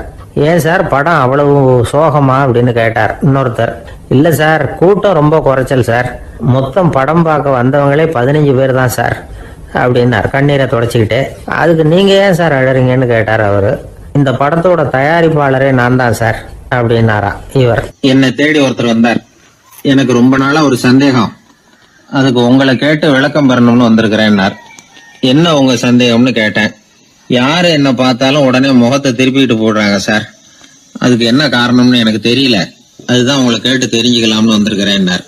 உங்களுக்கே தெரியலன்னா எனக்கு எப்படி தெரியும்னு, இருந்தாலும் உங்களுக்கு அனுபவம் இருக்குமேன்னார். அது சரி, உங்ககிட்ட பிரியமா பேசுற நண்பர்களே கிடையாதா அப்படின்னு கேட்டேன். அப்படி யாருமே இல்லைங்க அப்படின்னார். அப்படின்னா உங்ககிட்ட தான் ஏதோ குறை இருக்கு, உங்க பழக்க வழக்கத்தை கொஞ்சம் மாத்திக்கிட்டா எல்லாம் சரியா போடும் அப்படின்னு. என்ன செய்ய சொல்றீங்கன்னார். உங்களுக்கு நிறைய நண்பர்கள் தேவைன்னு, கிடைக்க மாட்டேங்கிறாங்களேன்னார். அதுக்கு சில வழிகள் இருக்குன்னு. அப்படியானார். அதிகமா நமக்கு நண்பர்கள் கிடைக்கணும்னா அதுக்குன்னு சில உத்திகள் இருக்கிறதாக அமெரிக்க எழுத்தாளர் ஒருத்தர் சொல்லியிருக்கிறார். சரி, அப்படி அவர் என்னதான் சொல்லியிருக்கிறார் அப்படின்னா வரிசையா சொல்றேன் கேட்டுங்க அப்படின்னு சொல்லி அவர்கிட்ட சொல்ல ஆரம்பிச்சேன். அதாவது முதல்ல நாம தெரிஞ்சுக்க வேண்டியது என்னன்னா, எப்ப பார்த்தாலும் நம்மளை பத்தியே பேசிட்டு இருக்க கூடாது. நமக்கு எதிரில் உட்கார்ந்து இருக்கிறவங்க நிறைய பேசுறதுக்கு வாய்ப்பு கொடுக்கணும். அவர் பேசுற விஷயம் எதுவா இருந்தாலும் எப்படி இருந்தாலும் ஆமா நல்லது அப்படின்னு சொல்லி ஏத்துக்கணும். இது முதல் கருத்து. ரெண்டாவது என்ன சொல்றாங்கன்னா, கூடுமான வரைக்கும் யாருகிட்டையும் அனாவசியமா வாதம் பண்ணிட்டு இருக்க கூடாது. மூணாவது கருத்து என்னன்னா, எந்த பிரச்சனையையும் அடுத்தவங்க கண்ணோட்டத்திலேயே பார்க்கணும், நம்ம பார்வையிலேயே பார்த்துட்டு இருக்க கூடாது. எப்பொழுதுமே அடுத்தவங்களுடைய மனோபாவத்தை நாம புரிஞ்சு வச்சுக்கிட்டோம்னா நம்மளை யாராலும் ஜெயிக்க முடியாது. நாலாவது கருத்து என்ன சொல்றாங்கன்னா, ஒருத்தர்கிட்ட பேச ஆரம்பிக்கும் பொழுது இயல்பா அன்பா ஆரம்பிக்கணும். இப்போ உதாரணத்துக்கு ஒண்ணு சொல்லணும்னா, உங்களுக்கு இந்த சட்டை ரொம்ப பொருத்தமா இருக்குது அப்படின்னு ஆரம்பிக்கலாம்.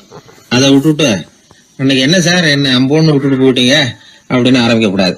ஐந்தாவது விஷயம், நம்முடைய தவறுகளை தயக்கம் இல்லாம ஒத்துக்கணும், அப்படி ஒப்புக்கொள்ள கூச்சப்படக்கூடாது. ஆறாவது கருத்து என்னன்னா, அடுத்தவங்க அபிப்பிராயங்களுக்கு மதிப்பு கொடுக்கணும். நீங்க சொல்றது தப்பு சார் அப்படின்னு முகத்தில் அடிச்சது மாதிரி பேசக்கூடாது.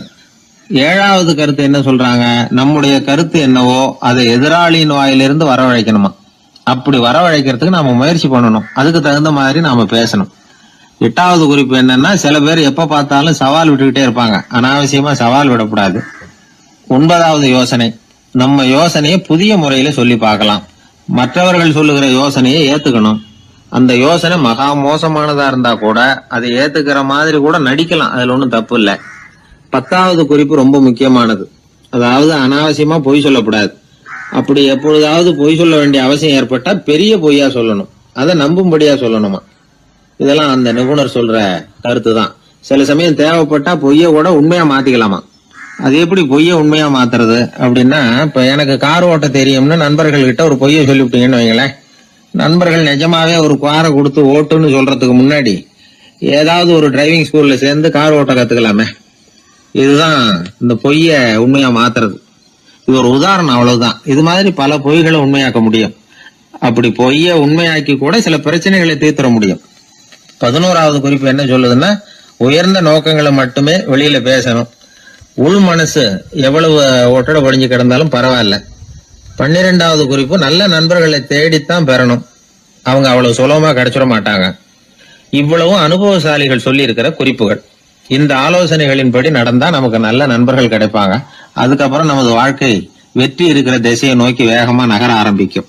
இந்த காலத்திலேயே நல்ல நண்பர்கள்லாம் எத்தனையோ பேர் உண்டு. ஒருத்தர் ரொம்பவும் கவலையோட நின்றுகிட்டு இருந்தார், கண்கள் கலங்கி போயிருந்தது, கிட்டத்தட்ட அழுதுகிட்டு இருந்தார்.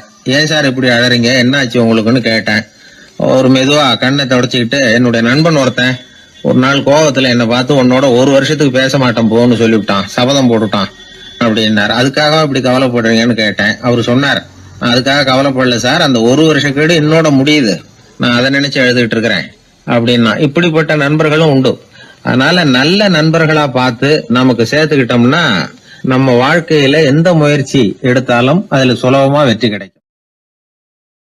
ஒருத்தர் ரொம்ப கவலையோட வந்தார். ஏன் இப்படி ஒரு மாதிரியா வர்றீங்க அப்படின்னு கேட்டேன். அவர் என்ன நிமிர்ந்து பார்த்தார். என்னை பார்த்து ஒருத்தன் பைத்தியம்னு சொல்லிவிட்டான் சார், அவன் அப்படி சொன்னதுக்கு அப்புறம் தான் நான் இப்படி ஆயிட்டேன்னாரு. அதுக்காக நீங்க பெருமைப்படுங்க, வருத்தப்படாதீங்கன்னு. அவருக்கு ஒன்னும் புரியல. அவரு என்ன ஒரு மாதிரியா பார்க்க ஆரம்பிச்சுட்டார்.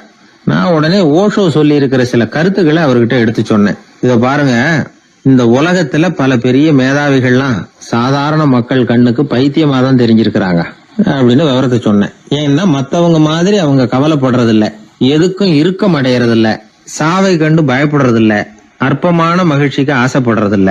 அவங்க முழுமையா வாழறாங்க. மத்தவங்களை இது பாதிக்குது. ஏன்னா இவங்களால அவங்க மாதிரி அலட்டிக்காம இருக்க முடியறது இல்ல. அதனால வெறுக்க ஆரம்பிச்சு விடுறாங்க. அவன் கிடக்குறான் பைத்தியக்காரன் அப்படின்னு சொல்லி அவங்களுக்குள்ளேயே ஆறுதல் அடையறதுக்கு முயற்சி பண்றாங்க. இதுதான் இன்னைக்கு உலகத்துல நாம பாத்துக்கிட்டு இருக்கிறது. ஆனா ஒரு உண்மை என்ன தெரியுமா? இந்த உலகத்துல பைத்தியக்காரர்களும் புத்தி சுவாதீனம் இல்லாதவங்களும் தான் மகிழ்ச்சியாவும் கொண்டாட்டமாவும் இருக்க முடியும். அதனால நமக்கெல்லாம் புத்தி சுவாதீனத்துடன் கூடிய ஒரு பைத்தியக்காரத்தன்மை இருக்கிறது நல்லதுதான். அப்படி இருந்தாதான் வாழ்க்கையை கொண்டாட முடியும். ஒரு மனநல மருத்துவமனையில ஒருத்தர் சிகிச்சைக்காக சேர்ந்திருந்தார். சேர்ந்து 1 வருஷம் ஆச்சு. தான் குணமாயிட்டோங்கிறது அவருக்கு தெரிஞ்சு போச்சு. டாக்டர் கிட்ட விவரத்தை சொன்னார். இது மாதிரி எனக்கு மனசுல தோணுதுங்க, நான் தெளிஞ்சுட்டேன் போல இருக்கு அப்படின்னு அவர் சொல்லியிருக்கிறார். அவரும் சொன்னார், நீங்க சொல்றது சரியாதான் இருக்கும், இருந்தாலும் உங்களை இங்கேயே வச்சிருந்து சில சோதனைகள்லாம் பண்ணி பார்த்துட்டு அதுக்கப்புறம் வீட்டுக்கு அனுப்புறோம் அப்படின்னார். சரிங்கன்னார் அவரு. அதே மாதிரி அவரை மேற்கொண்டு கொஞ்ச நாள் தங்க வச்சு சோதனைகள்லாம் பண்ணி பார்த்துட்டு இவர் சொல்றது உண்மைதான்னு தெரிஞ்சது. இவர் புத்தி சுவாதீனம் சரியா இருந்தது, இவர் நல்ல நிலைமைக்கு வந்துட்டாருங்கிறது டாக்டருக்கு புரிஞ்சது. அதுக்கப்புறம் சரி, நீங்க சொன்னது சரி, இனிமே நீங்க வீட்டுக்கு போகலாம் அப்படின்னு சொல்லி அனுப்பி வச்சார். இவர் வீட்டுக்கு வந்துட்டார். அதுக்கப்புறம் இவர் தன்னுடைய அனுபவங்களை சொன்னாராம். எப்படி இருந்தது மருத்துவமனை வாழ்க்கை அப்படின்னு கேட்டிருக்கிறாங்க நண்பர்கள்லாம். அப்போ இவர் சொன்னாராம், இத பாருங்க, நான் 1 வருஷம் பைத்தியங்களோட பைத்தியமா வாழ்ந்தேன். அதுல கொஞ்சம் கூட எனக்கு சிரமம் தெரியல. அந்த 1 வருஷமும் 1 வினாடியா போனது மாதிரி இருக்குது. ஆனா நான் புத்தி தெளிஞ்சதுக்கு அப்புறம் 1 வாரம் அவங்களோட இருந்தேன் பாருங்க, அந்த 1 வாரம் தான் எனக்கு ஒரு யுகமா தெரிஞ்சது, அவ்வளவு கஷ்டப்பட்டேன் அப்படின்னாராம். அதனால ஒரு கூட்டத்திலிருந்து வேறுபட்டு வாழறதுங்கிறது கொஞ்சம் சிரமம் தான். பைத்தியங்களுக்கு மத்தியில பைத்தியமா இருந்துடலாம், பைத்தியங்களுக்கு மத்தியில புத்தி சுவாதீனம் உள்ளவனா இருக்கிறதுக்கு ரொம்ப சாமர்த்தியம் தேவைப்படுது. அதனாலதான் இந்த உலகத்துல நாம வாழும் பொழுது மற்றவர்களை அனுசரிச்சு வாழணும். பைத்தியங்களுக்கு மத்தியில பைத்தியமா இருந்தாதான் சுகம் அப்படிங்கிறது தான் இவங்க சொல்ல வர்ற உண்மை. ஹிட்லர் ஒரு சமயம் ஒரு பைத்தியக்கார ஆஸ்பத்திரிக்கு போனாராம் பார்வையிடறதுக்காக. மன நோயாளிகளை எல்லாம் வரிசையா நிறுத்தி வச்சிருந்திருக்கிறாங்க. அவர் வந்த உடனே எல்லாரும் ஹிட்லர் வாழ்கன்னு கத்தணும் அப்படின்னு அங்க உள்ள டாக்டர் சொல்லி வச்சிருக்கிறார். ஏற்கனவே சொல்லி வச்சிருக்காரு, ஹிட்லர் வரப்போறார், வந்தது எல்லாரும் ஹிட்லர் வாழ்கன்னு நீங்க சொல்லணும், கத்தணும் சொல்லி வச்சிருக்காரு. சரின்ட்டு நிக்கிறாங்க. ஹிட்லர் வந்தார். சொல்லி வச்சது மாதிரி எல்லாரும் கத்துனாங்க, ஹிட்லர் வாழ்கன்னு. ஒருத்தர் மட்டும் கத்தாம அமைதியா நின்றுட்டு இருந்தார். ஹிட்லர் அவர்கிட்ட போய், ஏன் நீங்க மட்டும் ஹிட்லர் வாழ்கன்னு சொல்லாம நிக்கிறீங்கன்னார். அதுக்கு அவர் மெதுவா, நான் பைத்தியக்காரன் இல்ல, டாக்டர் அப்படின்னாராம். அதனால பைத்தியங்களோடு பைத்தியமா வாழறதுங்கிறது ஒரு சுகம். இந்த உலகத்துல ஏற்கனவே நான் சொன்னது மாதிரி பைத்தியக்காரர்களும் புத்தி சுவாதீனம் இல்லாதவங்களும் தான் மகிழ்ச்சியாகவும் கொண்டாட்டமாகவும் இருக்க முடியும். அதனால புத்தி சுவாதீனத்துடன் கூடிய ஒரு பைத்தியக்காரத்தன்மை நமக்கு தேவை. அந்த நுட்பத்தை புரிந்து கொண்டு நம்முடைய வாழ்க்கையை நாம கொண்டாடுவோம். 11ஆம் நூற்றாண்டுல ஒரு புகழ்பெற்ற இறைநேச செல்வர் வாழ்ந்து வந்தார். அவர் பேரு அப்துல்லா ஹிஸ் சௌமை. இப்போ சோவியத் ரஷ்யாவில் உள்ள ஜீலான்கிற நகரத்தோட புறநகர் பகுதியில நீப்புன்னு ஒரு ஊர், அங்கதான் அவர் இருந்தார். அவருக்கு ஒரு ஆப்பிள் தோட்டம் இருந்தது தஜ்லா நதி ஓரத்துல. அந்த தோட்டத்துல அவர் ஒரு நாள் உலாவிக்கிட்டு இருக்கிறார். அந்த சமயத்துல 20 வயசு உள்ள அழகான இளைஞர் ஒருத்தர் அவர் முன்னாடி வந்து நின்னார். என்ன நீங்க மன்னிக்கணும்னார். இவருக்கு ஒன்னும் புரியல. யாரப்பா நீ என்ன கெடுதல் பண்ணுன, நான் எதுக்கா உன்னை மன்னிக்கணும் அப்படின்னு கேட்டார். ஐயா, என் பேரு அபு சாலிஹ் மூசா. இங்க இருந்து 4 கல் தொலைவில் இருக்கக்கூடிய இதே தஜ்லா நதி ஓரத்துல தான் நான் இருக்கிறேன். நேத்து மத்தியானம் எனக்கு ஒரு நல்ல பசி. அந்த நேரம் ஒரு ஆப்பிள் பழம் இந்த நதியில மிதந்து வந்தது. அவசரத்துல அதை எடுத்து சாப்பிட்டு சாப்பிட்டுட்டேன். சாப்பிட்டதுக்கு அப்புறம் தான் அப்படி செஞ்சது பெரிய தவறுங்கிறத உணர்ந்தேன். ஒரு பொருளுக்கு உரியவர்கள் யாரோ அவங்க அனுமதி இல்லாம அந்த பொருளை சாப்பிடுறது ஹராமாகும். ஹராமான அந்த பழம் என் வயத்துக்குள்ள போனதுல இருந்து எனக்கு நிம்மதி இல்ல. ராத்திரி பூரா தூங்கவே முடியல. காலையில எழுந்திரிச்சதும் இந்த நதி ஓரமா பாத்துக்கிட்டே வந்தேன். உங்க தோட்டத்தை பார்த்தேன். ஒரு மரத்தோட கிளை தண்ணியில தொட்டுக்கிட்டு இருக்கிறத பார்த்தேன். அதனால நான் சாப்பிட்ட பழம் இங்க இருந்து தான் வந்திருக்கணும். அந்த பழத்துக்கு உரியவர் நீங்க தான். நீங்க என்ன மன்னிச்சாதான் நான் சாப்பிட்ட பழம் ஹலாலா, குற்றம் நிவர்த்தியா, தயவு பண்ணி மன்னிக்கணும் அப்படின்னு கண்கலங்க கேட்டுக்கிட்டார். இத கேட்ட இந்த சௌமையை ஆச்சரியத்தோட அந்த இளைஞரை கூர்ந்து கவனிச்சார். இந்த அளவுக்கு நேர்மையான ஒரு நல்ல மனுஷனை விட்டுறக்கூடாது அப்படின்னு மனசுக்குள்ள முடிவு பண்ணிக்கிட்டார். நிமிர்ந்து அந்த இளைஞரை பார்த்தார். இதுக்கு நீ தண்டனையை ஏத்துக்கத்தான் வேணும்னார். எதுவா இருந்தாலும் ஏத்துக்கிறதுக்கு தயார்னார் அவர். இதுக்கு தண்டனையா 12 வருஷ காலம் நீ இங்க பணிவிடைகள் செய்யணும்னார். பணிவிடை செய்யறது என்னுடைய பாக்கியமா நினைக்கிறேன் அப்படின்னு சொல்லிவிட்டு மகிழ்ச்சியோட அந்த தண்டனையை ஏத்துக்கிட்டார். 12 வருஷம் முடிஞ்சது. அந்த 12 வருஷ காலத்துல அந்த இளைஞரோட வயசும் தகுதியும் வளர்ந்தது. கடைசியில அந்த பெரியவர் அந்த இளைஞரை கூப்பிட்டார். இத பாருப்பா, இன்னையோட உன் பணிவிடை காலம் 12 வருஷம் முடிஞ்சது. ஆனா தண்டனை இதோட முடிஞ்சுட்டதா நினைக்காத. அது இன்னமும் முடியல. கடைசியா இன்னும் ஒரு தண்டனை பாக்கி இருக்கு. அதை நீ ஏத்துக்கணும்னார். எதுவா இருந்தாலும் ஏத்துக்கிறதுக்கு சித்தமா இருக்கிறேன் இவர். எனக்கு ஒரு மகள் இருக்கிறா. அவளுக்கு 2 கண்ணும் தெரியாது, 2 காதும் கேட்காது, 2 காலும் செயல்படாது. அவளை நீ கல்யாணம் பண்ணிக்கணும் அப்படின்னார் பெரியவர். இத கொஞ்சமும் ஒரு எதிர்பார்க்கல. திகைச்சார். அடுத்த நிமிஷம் சரி, இதையும் நான் மனப்பூர்வமா ஏத்துக்கிறேன். இறைநேசர் செல்வர் சௌமயி அவர்களுடைய புதல்வி பாத்திமாவுக்கும் இளைஞர் அபுசாலிஹ் மூசாவுக்கும் அடுத்த சில தினங்கள்ல முறைப்படி திருமணம் நடந்தது. திருமணத்துக்கு அப்புறம் மணமகளை பார்த்த அந்த இளைஞர் திகைச்சு போயிட்டார். ஏன்னா அந்த பெரியவர் சொன்னதுக்கு நேர்மாறா இருந்தார் பாத்திமா. உடல் குணம் எதுவும் கிடையாது, ரொம்ப அழகா இருந்தாங்க. மறுநாள் சௌமயி அபுசாலிஹை கூப்பிட்டு இதுக்கு விளக்கம் சொன்னாராம். என் மகளுக்கு கண்ணு தெரியாதுன்னு சொன்னதுதான் சொல்லியிருந்த நேத்து முன்னாடி சொன்னேன். அது எந்த விதமான தீய காட்சிகளும் அவ கண்ணுக்கு தெரியாதுன்னு தான் அர்த்தம். காது கேட்காதுன்னு சொன்னேன், தீய விஷயங்களை அவ கேட்க மாட்டான்னு அர்த்தம். கால்கள் செயல்படாதுன்னு சொன்னேன், வீட்டை விட்டு தீமையான இடங்களுக்கு அவ போக மாட்டான்னு அர்த்தம் அப்படின்னா. 12 வருஷத்துக்கு முன்னாடி உன்னை முதல் முறையா பார்த்தப்பவே உண்மை என்னுடைய சீடரா மானசீகமா ஏத்துக்கிட்டேன் அப்படிங்கிற விவரத்தையும் சொன்னாராம். இந்த இளைஞர் அபுசாலிஹ் பிற்காலத்துல ஒரு பெரிய ஆன்மீக மேதையா உயர்ந்தார். அந்த தம்பதிகளுக்கு 60வது வயசுல ஒரே ஒரு குழந்தை பிறந்தது. அந்த ஃபாதர் ஜிலானி முஹைத்தீன் ஆண்டகை, அதாவது அந்த குழந்தை தான் ஆன்மீக பேரரசர் முஹைத்தீன் ஆண்டகை.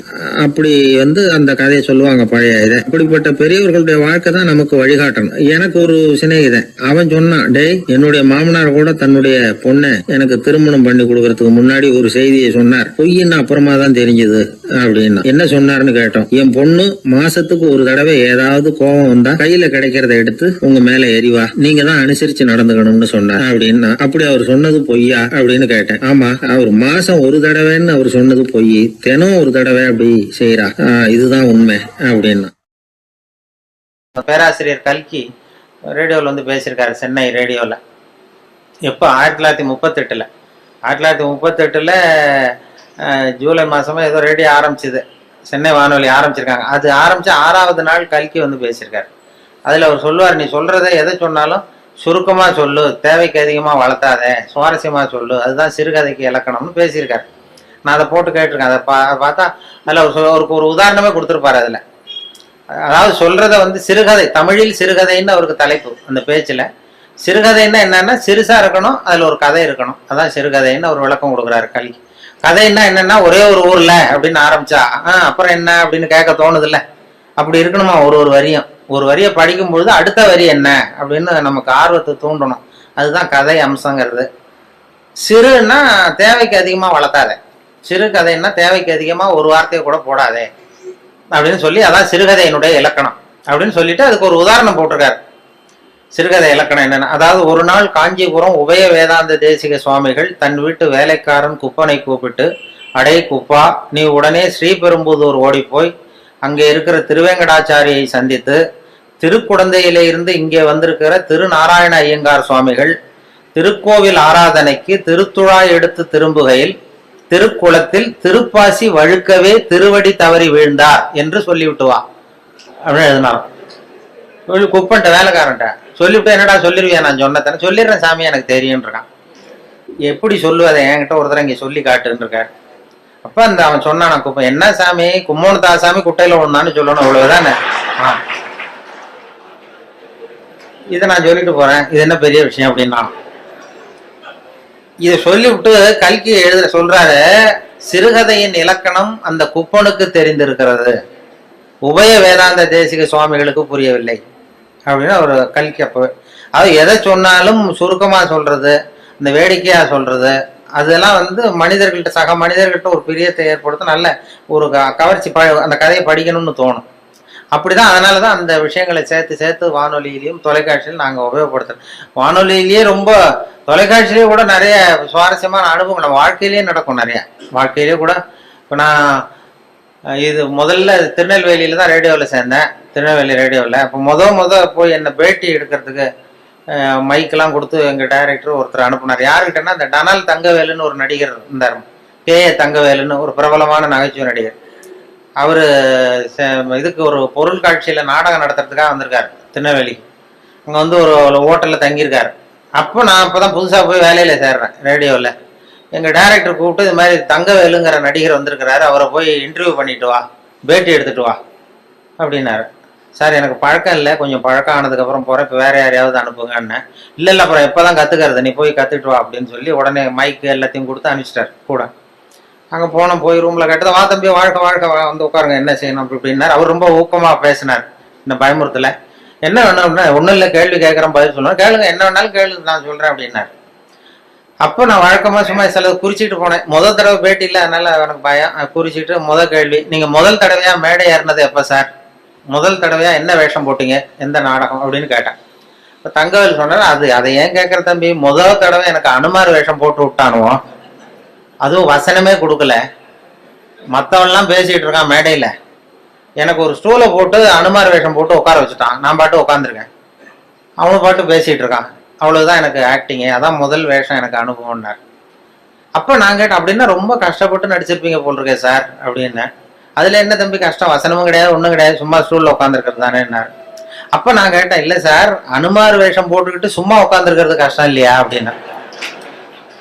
அப்போதான் அடடே பரவாயில்ல, நீ என்ன மாதிரியே பேசுறியே, பரவாயில்லையே நீ என்ன மாதிரி பேசுறியேன்னு ஒரு உற்சாகம் கொடுத்தா. அதில் ஒரு ஊக்கம் வந்துட்டுது, சரி பரவாயில்ல நம்மளும் வேடிக்கையாக பேசலாம் போல் இருக்கு அப்படின்னு சொல்லி முதல் பேட்டியே அப்படிதான். அப்போ அதில் என்ன ஒரு யதார்த்த உண்மை என்னாச்சுன்னா, அது வந்து ஒரு 1977னா 35 வருஷத்துக்கு முன்னாடி, 77ல் நடந்தது இது அப்படின்னா இப்போ 30 வருஷம் ஆயிருக்கும். அந்த 30 வருஷத்துக்கு முன்னாடி அவர் சொன்னது என்ன மாதிரியே பேசுறியே அடடே அப்படின்னாரு.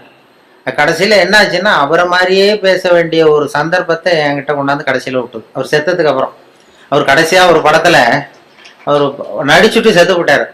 அவர் இந்த வாய்ஸ் டப்பிங் பண்ணணும்ல, அதுக்கப்புறம் வாயசைக்க தந்தாலும் பேசணும், அதுக்குள்ளே அவர் இறந்துட்டார். உடனே என்னை கூப்பிட்டு நீ அவருக்கு வாய்ஸ் கொடு, டப்பிங் வாய்ஸ் கொடுன்னு அந்த சினிமாக்காரங்க கூப்பிட்டு போனாங்க. எனக்கு பழக்கமே இல்லை சார் சினிமா உலகம்லாம், அதெல்லாம் வேண்டாம். இல்லை அது உனக்கு தான் பொருத்தமாக இருக்கும் குரல்னு சொல்லி கொண்டு போய் அவர் வாய் அசைக்கிறத போட்டு காட்டி அதே மாதிரி நீயும் பேசுன்னு சொல்லி பேச விட்டாங்க. முன் அனுபவம் இல்லாமையே சினிமாவில் போய் டப்பிங் கொடுத்துட்டு விட்டேன். அது என்ன அப்போ நினச்சி பார்த்தேன், 30 வருஷத்துக்கு முன்னாடி என்ன மாதிரியே பேசுறியேன்னு சொன்னார் அவர். இப்போ அவரை மாதிரியே பேச வேண்டிய ஒரு சந்தர்ப்பத்தை காலம் கொண்டாந்து விட்டுட்டுதேன்னு நினைச்சோம். கடைசியாக அவர் அப்படி பண்ணார். அது இந்த இது பெரிய மருதுன்னு ஒரு சினிமா படம், பெரிய மருதுன்னு ஒரு படத்தில் அவருக்கு அது மாதிரி பண்ணிட்டோம். அதே மாதிரி சினிமாவில் சம்மந்தம் எல்லாமே என்னை நடிக்க வச்சுட்டாங்க ஒரு படத்தில் கொண்டு போய். எதுவும் இல்லை, எனக்கு சிரிக்க தெரியாதுன்னீங்கல்ல, அதுதான் அதில் ப்ளஸ் பாயிண்ட்டு. என்னென்னா, ஒரு நாள் தங்கர் பச்சான் இருக்கார்ல, தங்கர் பச்சான் இவர் கேமராமேன், அவர் ஒரு நாள் திடீர்னு ஓடி வந்தார் ஆல் இண்டியா ரேடியோக்கு. அண்ணே வாங்க ஒரு படத்தில் நடிக்கணும் அப்படின்னாரு. ஐயோ எனக்கு நடிப்புலாம் வராது சார், எனக்கு சிரிக்கவும் தெரியாது அழவும் தெரியாது, அதனால் என்னை விட்டுருவேன். இல்லை எனக்கு முகத்தில் உணர்ச்சியே காட்ட தெரியாதுன்னு. அவர் தங்கர் பச்சான் சொன்னார், நீ உணர்ச்சியே காட்ட தேவையில்லாத ஒரு வேஷத்துக்கு தான் கூப்பிட்றேன் உன்னை அப்படின்னாரு. அது என்ன வேஷம்னு போய் பார்த்தா ஒரு ஜட்ஜு உட்கார வச்சுட்டார். ஒரு பெரிய அந்த அண்ணா இது எம்ஜிஆர் ஃபிலிம் சிட்டி இருக்குல்ல, அதில் கொண்டு போய் ஒரு இதுதான் முக்கியமான சீன் அந்த படத்துலேயே, நீ தான் வந்து வேஷம், உனக்கு வந்து வேஷமே வேண்டாம், கருப்பு கோட்டு மட்டும் மாட்டினா போகிறோம், வேற வந்து முகம்லாம் அப்படியே இருக்குது, சரியா இருக்குது, நீ சிரிக்க மாட்டேன், அதனால சரியா வந்துடும்னு சொல்லி கொண்டு போய் உட்காந்து. அப்புறம் கதையினுடைய படத்தினுடைய கதையை தான் நான் சொன்னேன், சார் எதிரில் யாராவது இருந்தால் எனக்கு பேச்சு வராது, எனக்கு கூச்சமாக இருக்கும், அந்த நடிப்பு சரியாக வராதுன்னா. எதிரில் யாருமே வராது, நான் பார்த்துக்கிறேன், நான் க்ளோஸ் அப் வந்து முகத்தை நானே மறைச்சிக்கிட்டு எடுத்துடுறேன் எல்லாத்தையும் அப்படின்னு தைரியம் சொல்லி அழைச்சிட்டு போனார். சரி பரவாயில்ல யாரும் இருக்க மாட்டாங்க அப்படின்னு சொல்லிட்டு நான் போய் சீட்டில் இந்த கருப்பு கோட்டை மட்டும் மாட்டி உட்கார வச்சார். முன்ன பின்ன எனக்கு அனுபவமும் கிடையாது, சினிமான்னா என்னன்னு தெரியாது, நடிப்பும் தெரியாது. கொண்டு போய் உட்கார வச்சு எதிரில் யாரும் வரக்கூடாதுன்னு சொன்னல, பார்த்தா அந்த படத்தில் நடித்தவங்க அத்தனை பேர் வந்து உட்காந்துருக்காங்க எதிரில். ஏன்னா அது கடைசி சீன், கோர்ட்டு சீனில் இந்த பொண்ணு கதாநாயகன், அவங்க அப்பா அம்மா, இவங்க அப்பா அம்மா, வில்லன் எல்லாம் வந்து உட்காந்துருக்காங்க. இது என்ன அது இப்படி பண்ணிட்டே அப்படின்னா, இல்லை நான் ஒரு துணியை பிடிச்சிக்க சொல்கிறேன், அவங்கள மறைச்சிக்கிறேன், அதெல்லாம் தெரியாது அப்படின்னு சொல்லி அப்புறம் அது மாதிரி கஷ்டப்பட்டு எடுத்தாங்க. எடுத்து அதை முடித்தாங்க. அது வந்து இது காதலே நிம்மதி, காதலே நிம்மதின்னு ஒரு சினிமா படம் வந்து இல்லை, அதில் இது மாதிரி அனுபவம் எல்லாமே சில வாய்ப்புகள் எதையாவது கொண்டு போய் சிரிக்காமல் இருந்தாலும் அதுக்கு ஒரு ப்ளஸ் பாயிண்ட் அதுக்கு கொண்டு போய் அது சில பேருக்கு அந்த வேஷ பொருத்தம் வேஷமே போட வேண்டியது. ஒருத்தருக்கு பரிசளிப்பு விழா, ஒரு சினிமா இதில் பரிசளிப்பு விழா நடந்துதான். அதில் யாருக்கு ஃபர்ஸ்ட் ப்ரைஸ்னா அனுமார் வேஷம் போட்டவருக்கு ஃபர்ஸ்ட் ப்ரைஸ். அந்த படத்தில் அனுமார் வேஷம் போட்டவரை மேடைக்கு ஏற்றி அவருக்கு முதல் பரிசு கொடுத்தாங்களாம். அவ்வளோ தத்ரூபமாக இருந்தது நடிப்பு வேஷ பொருத்தம்லான்னு சொல்லி. உடனே இவர் சொல்லியிருக்காரு, வேஷத்தை அந்த வாங்கிட்டு அந்த அனுமார் வேஷம் போட்டவர், இந்த பரிசு வந்து எனக்கு சேர வேண்டியது இல்லை, உண்மையிலேயே எனக்கு மேக்கப் போட்டார்ல அவருக்கு தான் இந்த பரிசு நியாயமாக கிடைக்கணும், அவ்வளோ தத்ரூபமாக போட்டிருக்காரு, அதனால இந்த பரிசுக்கு உரியவர் எனக்கு மேக்கப் போட்டவர், மேக்கப் மேன், அவருக்கு இதை நான் சமர்ப்பிக்கிறேன் அப்படின்னு சொல்லி மேக்கப் மேனை கூப்பிட்டு அவர் கையில் கொடுத்துட்டார். பரிசு கொடுத்துட்டு ஒரு பெருந்தன்மையாக வந்து உட்காந்துட்டார். அப்புறம் அந்த மேக்கப் போட்டவர் வந்து பேசினாராம். அவர் பெருந்தன்மையாக வந்து எனக்கு அந்த அவருக்கு கிடைச்ச பரிசை என்கிட்ட கொடுத்துட்டார், இது உண்மையிலேயே இந்த பரிசு அவருக்கு தான் உரியது, எனக்கு கொடுக்க வேண்டியதில்லை. ஏன்னு கேட்டிங்கன்னா நான் நிஜமாவே அவருக்கு மேக்கப்பே போடலை, சும்மா ஒரு வாழை மட்டும் ஒட்ட வச்சேன். ஒரு வாழை ஒட்ட வச்சதுக்கு இவ்வளவு பெரிய பரிசான்னு நான். அப்படி சில பேருக்கு மேக்கப் தேவைப்படாது. இப்போ எனக்கு அந்த படத்தில் அதான் மேக்கப்பே போடல, சும்மா ஒரு கருப்பு கோட்டை மாட்டி உட்கார வச்சு பேச விட்டாங்க. இப்படி சில பேருக்கு அந்த மேக்கப் அவசியம் இருக்காது, அந்த முகத்தினுடைய இது அப்படி பண்ணுவாங்க. அப்போ அதனால தான் அந்த நம்ம வந்து வாழ்க்கையை வந்து அப்படி இது பண்ணணுங்கிறது வேடிக்கையாக எடுத்துக்கணும், நிறைய இது பண்ணி சிக்கல் உண்டாகும். நான் இந்த ரேடியோவிலையும் அந்தந்த அப்பப்போ அந்த ஏதாவது சில நண்பர்கள் நகைச்சுவை சொல்கிறது எல்லாம் பண்ணிக்கிறேன். சொந்த வாழ்க்கையிலேயே நிறைய அது மாதிரி இது பண்ணோம். இப்போ மெட்ராஸில் நான் வந்து இது மாதிரி ஆன்மீக விஷயமா சொல்லிகிட்டு இருந்ததும், ஒரு அப்போலாம் டிவிக்கு வரல, வானொலியில் மட்டுமே 14 வருஷமா இந்த இன்றூர் தகவல்னு சொல்லிட்டு இருந்தோம். அப்போ எனக்கு என்ன முகம் தெரியாது யாருக்கும், ஆனால் குரலை கண்டுபிடிச்சிருவாங்க, முகம் தெரியாது. அப்போ என்னன்னா வெளியில யாருன்னு தெரியாது, ஆனால் இன்றொரு தகவல் யாரோ பெரிய ஆன்மீக விஷயம் அதெல்லாம் சொல்லிட்டு இருக்காருன்னதும் வெளியில வந்து ஒரு இமேஜ் வேற மாதிரி இருந்தது. ஒரு ஆட்டோ டிரைவர் அடையாறுலேருந்து என்ன ஆட்டோவில் போய் ஏறி உட்காந்தேன். எங்கே சார் போகணுன்னாரு, இது மாதிரி போங்க அப்படின்ட்டு ஏறி உட்காந்து போயிட்டு இருக்கேன், அந்த மயிலாப்பூர் பக்கம் போங்கன்னு.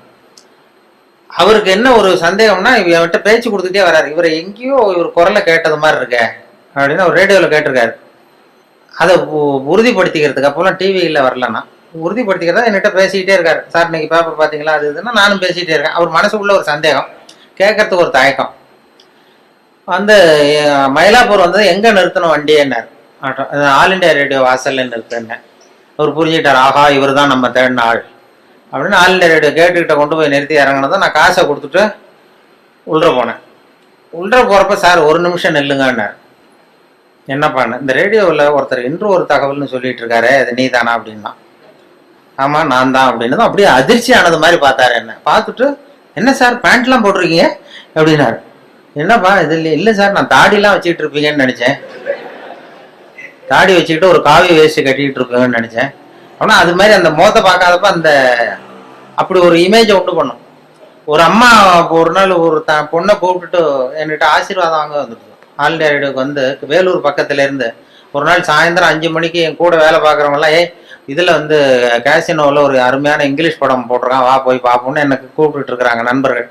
அலுவலகத்தில் வேலை பார்க்குறேன், சரின்னு புறப்பட்டு இருக்கேன் சினிமாவுக்கு. அப்போ யாரோ ஒரு அம்மா வந்திருக்குது உன்னை தேடின்னு ரிசப்ஷன்லேருந்து சொல்கிறாங்க. யார் இந்த நேரத்துலனா ஏதோ வேலூர் பக்கத்துலேருந்து வந்திருக்கிறாங்க 2 பேர். அப்புறம் வர சொல்லு அப்படின்னு பார்த்தா வந்ததும், சார் இந்த இன்று ஒரு தகவல் சொல்கிறது யார்? நான் தான் அப்படின்னேன்.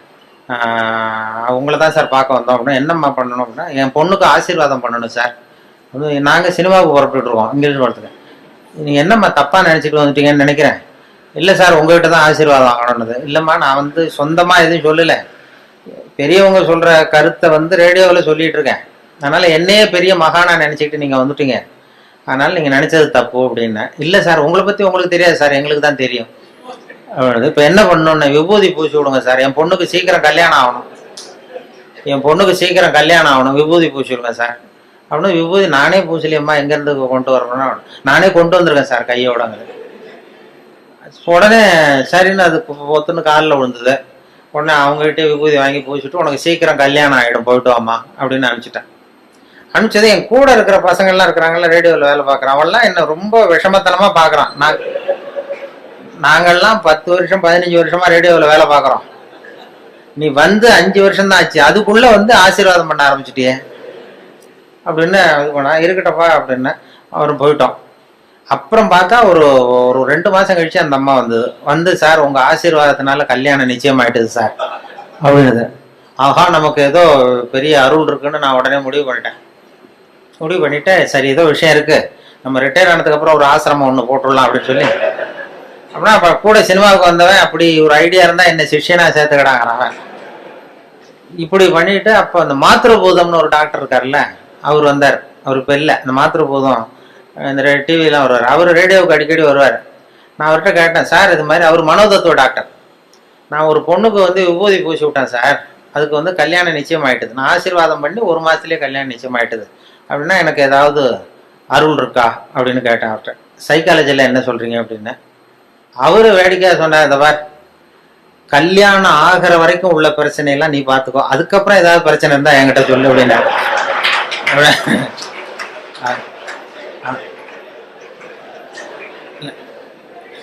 இல்லை சார், இது வந்து இல்லை, உங்கள் சைக்காலஜியில் என்ன சொல்கிறீங்க அதை சொல்லுங்க, இது மாதிரி நான் நடந்ததுன்னு. உடனே அவர் சொன்னார், அது வந்து டாமினோ எஃபெக்ட்னு பேரான். சைக்காலஜியில் டாமினோ எஃபெக்ட்னு பேர். அது எப்படின்னா, ஒரு செங்கல்ல வச்சு சின்ன பிள்ளையில விளையாடுறது உண்டு, வரிசையாக அடுக்கி வச்சு ஒரு கல்லை தள்ளி விட்டா அது இன்னொரு கல்லில் விழும், அது இன்னொரு கல்லில் விழும். ஒரு புத்தகத்தை கூட அப்படியே செங்குத்தாக நிறுத்தி இப்படி வரிசையாக நிறுத்திடுறது. ஒரு புத்தகத்தை தள்ளி விட்டிங்கன்னா அது அடுத்த புத்தகத்தில் விழும், அடுத்த புத்தகத்தில் அப்படி போயிட்டே இருக்கும். இது மாதிரி வந்து எண்ணங்கள் வந்து ஒருத்தட்டேருந்து இன்னொருத்தட்ட பரவிட்டே இருக்குமா. இது சைக்காலஜியில் டாமினோ எஃபெக்ட்னு பேரான். அது என்னன்னா, நான் ஒரு 10 பேருக்கு விபூதி பூசி விட்றேன்னு வைங்க, விபூதி என்கிட்ட வந்து ஒரு 10 பொண்ணுங்க நான் ஆசீர்வாதம் பண்ணுறேன் கல்யாணம் ஆகணும் சீக்கிரம்னு. அது எப்படியும் 7-8க்கு கல்யாணம் ஆகிடும். நான் விபூதி பூசினாலும் பூசலைன்னாலும் கல்யாணம் ஆகிடும். அவங்க என்னன்னா, அந்த மாப்பிள்ளை தேடுற நேரத்தில் தான் இந்த ஆசீர்வாதமே வாங்க வர்றாங்க. அது வந்து பிறந்த குழந்தையே தூக்கிட்டு வந்து காலில் போட்டு சீக்கிரம் கல்யாணம் ஆகணும்னா போய் சொல்கிறது இல்லை யாரும். அவங்களே ஒரு முயற்சி பண்ணிட்டு இருக்கிற நேரத்தில் தான் ஆசீர்வாதம் வாங்க வராங்க. நீ அப்படி ஆசீர்வாதம் பண்ணும்போது 10ல் ஒரு 8 பேருக்கு நிச்சயமாக கல்யாணம் ஆகிடும், அவங்கள தேடி பிடிச்சிருவாங்க. அவங்க என்ன பண்ணுறாங்கன்னா, இது மாதிரி ரேடியோவில் ஒருத்தர் இன்னொரு தகவல் சொல்லிட்டு இருக்காரு, அவர்கிட்ட விபூதி பூசிக்கிட்டா உடனே கல்யாணம் ஆகிடுது அப்படின்னு இன்னொருத்தட்ட சொல்ல ஆரம்பிக்கிறாங்க. இந்த ஒரு புத்தகம் இன்னொரு புத்தகத்தில் விழுறது மாதிரி, அது டாமினோ எஃபெக்ட். அதாவது இந்த 8 பேரும் இன்னொரு 10 பேர்கிட்ட 80 பேர்கிட்ட சொல்லுவாங்க, இப்படி ஒருத்தர் இருக்காரு, அவருக்கு ஏதோ ஒரு அருள் இருக்கு அப்படின்னு. இது இப்படி பரவி போகுது. பரவிட்டு நிறைய பேர் 8 பேர் அந்த இடத்துல 80 பேர் தேடிட்டு வர ஆரம்பிச்சிடுறாங்க. இந்த 2 பேருக்கு ஃபெயிலியர் ஆகுது பாருங்க, 2 பேர் கல்யாணம் ஆகல அல்லது டிலே ஆகுதுன்னு வைங்க, அவங்க உடனே என்னை பற்றி தப்பு பிரச்சாரம் பண்ணுறது இல்லை, அவர்கிட்ட போனோம் விபூதி பூசிக்கிட்டோம் கல்யாணம் ஆகலைன்னு சொல்கிறது இல்லை, வேற சாமியார் தேட ஆரம்பிச்சிடுறது. இது சரியில்லை, வேற அந்த கோயிலுக்கு போயிட்டு வருவோம், இந்த கோயிலுக்கு போகலான்னு வேற முயற்சியில் ஈடுபட்டுறாங்க. அவங்க நோக்கம் வந்து கல்யாணம் ஆகணுங்கிறது தான். அதனால இது இந்த டாமினோ எஃபெக்ட் தான் உனக்கு வந்து பண்ணுறது. இதை வந்து உனக்கு அருள் இருக்குன்னு நினச்சிடாத அப்படின்னு மாத்திருபூதம் எனக்கு புத்தி சொல்லிவிட்டு, இதை நினச்சிக்கிட்டு நீ ஆசிரமம்லாம் ஆரம்பிக்காதேன்னாரு.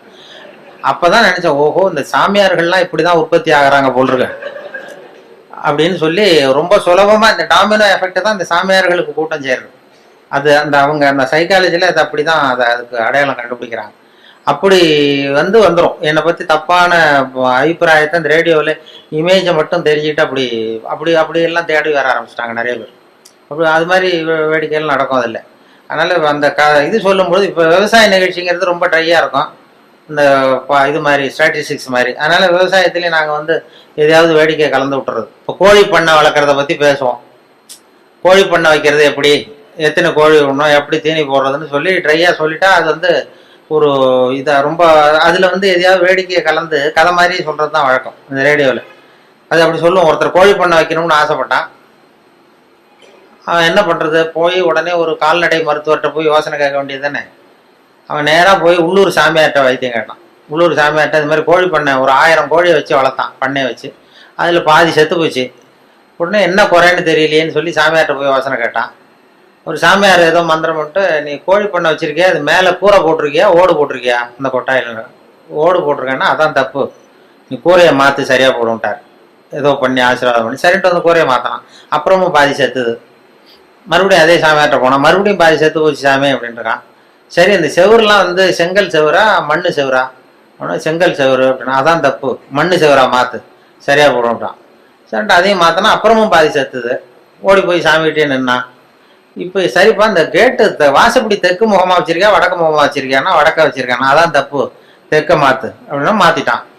மறுபடியும் போய் நின்றுறான். சாமியை மறுபடியும் செத்து போச்சுன்னு. அப்போ அவர் பொறுமையாக சொன்னாராம் அந்த சாமியார்த்த, பாருப்பா அதாவது சொல்றதுக்கு யோசனை நிறைய இருக்கு என்கிட்ட, சோதிக்கிறதுக்கு கோழி இல்லையே உன்கிட்ட, என்ன பண்றது அப்படின்னாராம். இதை வந்து அந்த கோழி பண்ணை வைக்கிற இதுல சொல்லிடுறது.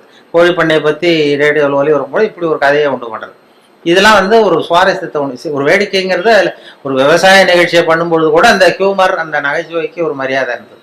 அப்படி நிறைய சொல்லும். வாழ்க்கையில வந்து எப்படியும் ஒருத்தன் வந்து ஒரு கோழி பண்ணை வச்சுக்கிட்டு இருந்தான். ஒரு கோழி வச்சு வித்துக்கிட்டு இருக்கான் ஒருத்தன். ஒரு பெரிய அவனுக்கு எல்லாம் தெரிஞ்ச ஒரு மாதிரி ஒருத்தர் வந்தார். என்னப்பா கோழி வியாபாரம் பண்றியா அப்படின்னா, ஆமா கோழி தாங்க வித்துக்கிட்டு இருக்கான் அவன். இந்த பெரியவர் சொல்லியிருக்காரு, என்ன விவரம் இல்லாம நீ கோழி வித்துக்கிட்டு இருக்க, அதெல்லாம் சரியா வச்சு விற்க வேண்டாமா அப்படின்னா, ஏதோ எனக்கு தெரிஞ்சது பண்ணிட்டு இருக்கேன் சார் அப்படின்னு இருக்கான். சரி இதெல்லாம் எந்த ஒரு கோழி? அப்ப அவன் சொல்லியிருக்கான், கோழி விற்கிறவன், பாருங்க சார் இது எந்த ஊர் கோழின்னு அடையாளம் தெரியாது, அது சேவலா கோழியாங்கிறது மட்டும்தான் தெரியும், வேற அந்த கோழி எந்த ஒரு கோழிங்கிறதெல்லாம் நமக்கு தெரியாது, அது கண்டுபிடிக்க முடியாதுன்றான்.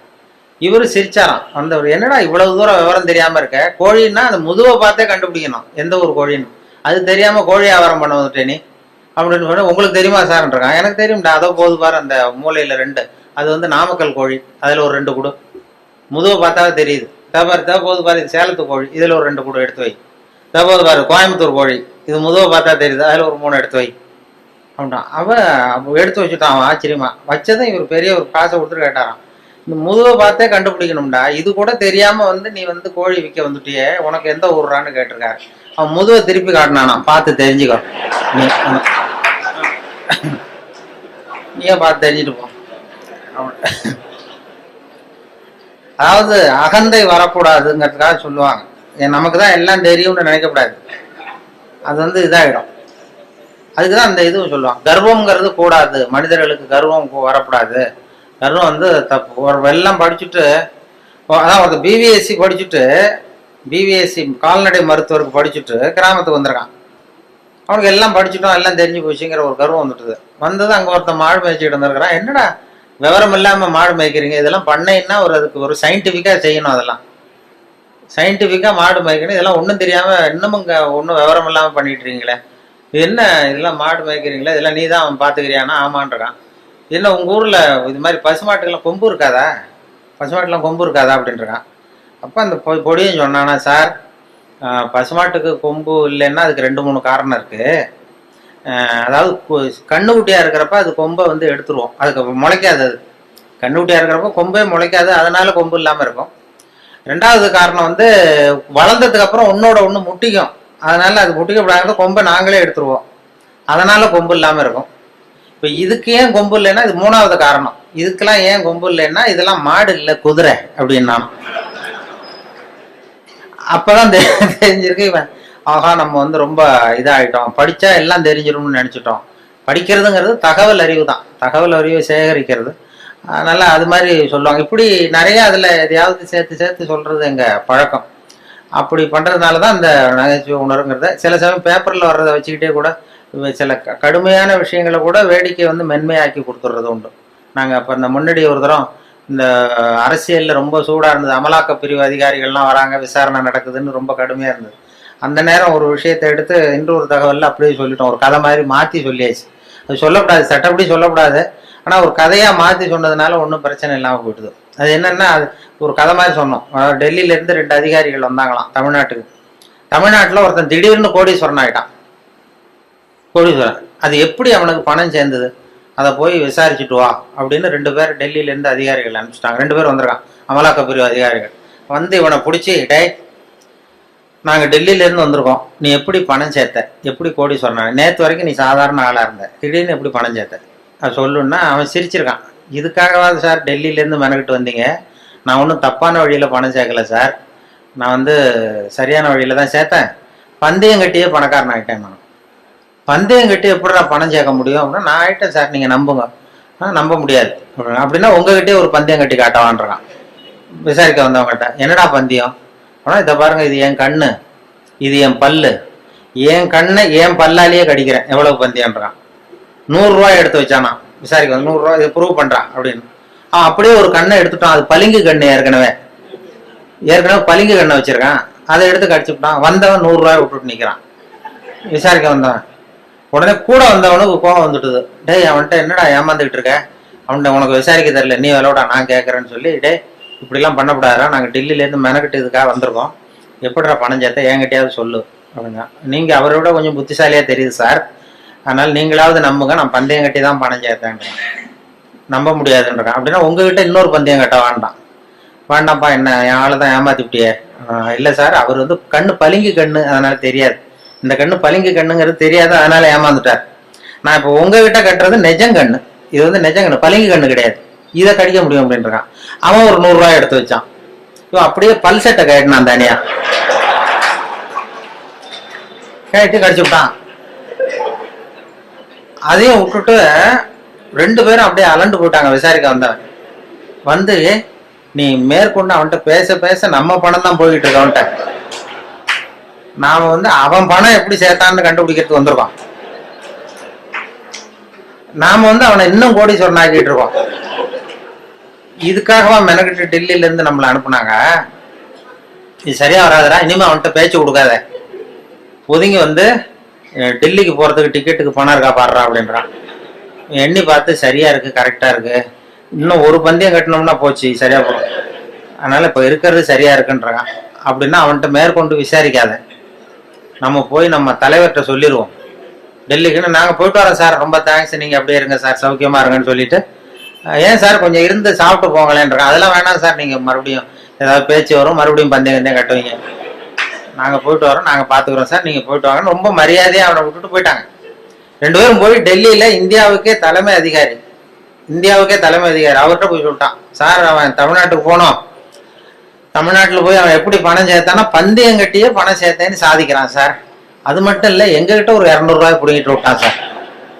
ஆனா அவருக்கு கோவம் வந்துட்டு தான், எத்தனை பேரா இருக்கீங்க இந்த இந்தியாவெல்லாம், நீங்கெல்லாம் ஒரு பெரிய அதிகாரியா, ஜூனியர் ஆபீசர்ஸ் எத்தனை பேர் இருக்கீங்க இந்தியா பூரா விசாரிக்கிறதுக்கு, நம்ம ஆபீஸ்லன்னா 30 பேர் இருக்கோம் சார், ஆனால் 30 பேரையும் இங்கே கூப்பிடு, உங்களுக்கு ட்ரைனிங் கொடுக்கணும், உங்களுக்கு அனுபவம் பத்தாது, நான் இந்தியாவுக்கே தலைமை அதிகாரி, அனுபவம் ஜாஸ்தி, உன்ன மாதிரி இருக்கிற 30 பேரை இங்கே கூப்பிட்டு ஹாலில் உட்கார வை, ஜூனியர் ஆபீசர்ஸ், நான் வந்து ட்ரைனிங் கொடுக்கணும், உங்களுக்கு பயிற்சி பத்தாது, ஒரு ஆள் போய் தமிழ்நாட்டில் அந்த ஆளை கூப்பிட்டு வாங்க, இங்கே அவனையே கூப்பிட்டு வாங்க, இந்த கோடீஸ்வரனை வர்ற வரைக்கும் அவன்கிட்ட பேச்சு கொடுக்காதீங்க, இப்போ ஏதாவது வர்ற வழியிலே பந்தயம் கட்டுவான், ஏதாவது சைகையிலேயே கூப்பிட்டு வந்துருங்கன்னு ஒருத்தர் அனுப்பிச்சார். ஒருத்தன் வந்து மெதுவாக ரொம்ப சாமர்த்தியமாக அவன்கிட்ட எது கேட்டாலும், இல்லை சார் எல்லாம் அங்கே போய் பேசிக்கலாம் வாங்க, எதுக்கு சார் கூப்பிட்டு போறீங்கன்னா, அதெல்லாம் அங்கே போய் பேசிக்கலாம் சார், நீங்கள் ஒன்றும் வாங்கன்னு மெதுவாக பேச்சு கொடுக்காம கொண்டு போய் டெல்லியில் இது மாதிரி மேடையில் நிறுத்தி அந்த பெரிய இந்தியாவுக்கே தலைமை அதிகாரி உட்காந்துருக்கார், இவன் நிற்கிறான், இந்த 30 பேர் ஜூனியர் ஆஃபீஸர்ஸ் உட்காந்துருக்காங்க, அவங்களுக்கு ட்ரைனிங் கொடுக்குறாரு அவர். இதை பாருப்பா, நான் வந்து இந்தியாவுக்கே தலைமை அதிகாரி, நான் நினைச்சேன்னா உன் தண்டனையை குறைக்க முடியும், உனக்கு வந்து உன்னை அப்ரூவராக கூட மாத்திடுவேன், அந்த அதிகாரம்லாம் என்கிட்ட இருக்கு, அதனால என்கிட்ட சொல்லிடு எப்படி பணம் சேர்த்தேன் அப்படின்னா. சார் நீங்க வந்து இந்தியாவுக்கே தலைமை அதிகாரி, உங்களுக்கு அனுபவமும் ஜாஸ்திங்கிறத நான் புரிஞ்சுக்கிட்டேன், வயசும் ஜாஸ்தி, அதனால நீங்களாவது நம்புங்க சார், நான் பந்தயம் கட்டி தான் பணம் சேர்த்தேன். அங்கேயும் நம்ப முடியாதுரா அப்படின்னா உங்ககிட்ட ஒரு பந்தயம் கட்டிட்டோமான்றான். நான் இந்தியாவுக்கே தலைமை அதிகாரா அப்படின்னா, இருக்கட்டும் சார், நான் ப்ரூவ் பண்ண வேண்டாமா உங்களுக்கு? வேண்டாம் சார், அது எங்க அதிகாரியை தான் ஏமாத்தி விட்டியடா எங்க 2 பேரை அப்படின்னா. அப்போ அவர் சொன்னானா, இவன் அது இல்லை சார், உங்க அதிகாரிகள் ஏமாந்தது என் உடம்ப பத்தின ரகசியம், நான் வந்து பளிங்கு கண்ணு வச்சிருந்தேங்கிறது அவருக்கு தெரியாது, ஏமாந்து போனார், நான் பல் செட்டு கட்டியிருந்தேங்கிறது தெரியாது, அதனால இவர் ஏமாந்து போனார். இப்ப நான் உங்ககிட்ட பந்தயம் வைக்கிறது வந்து என் உடம்ப பத்தின ரகசியமே வேண்டாம், உங்க உடம்ப பத்தின ரகசியம். இவரு அசந்துட்டார், என் உடம்புல என்னடா ரகசியம்னாரு.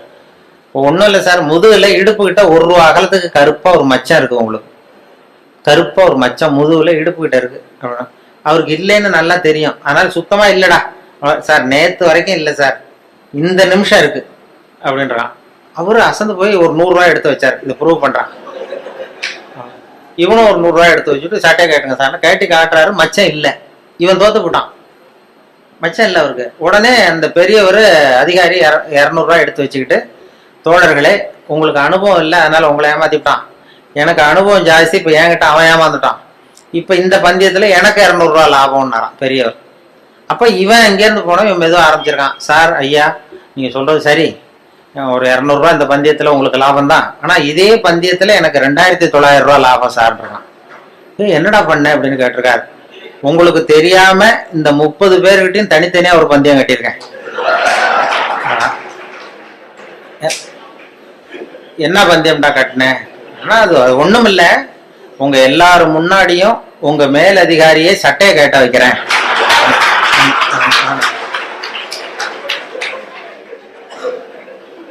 அதனால சரியா போச்சு சார், 2900 ரூபா கொடுங்க சார் வாங்கிட்டான்.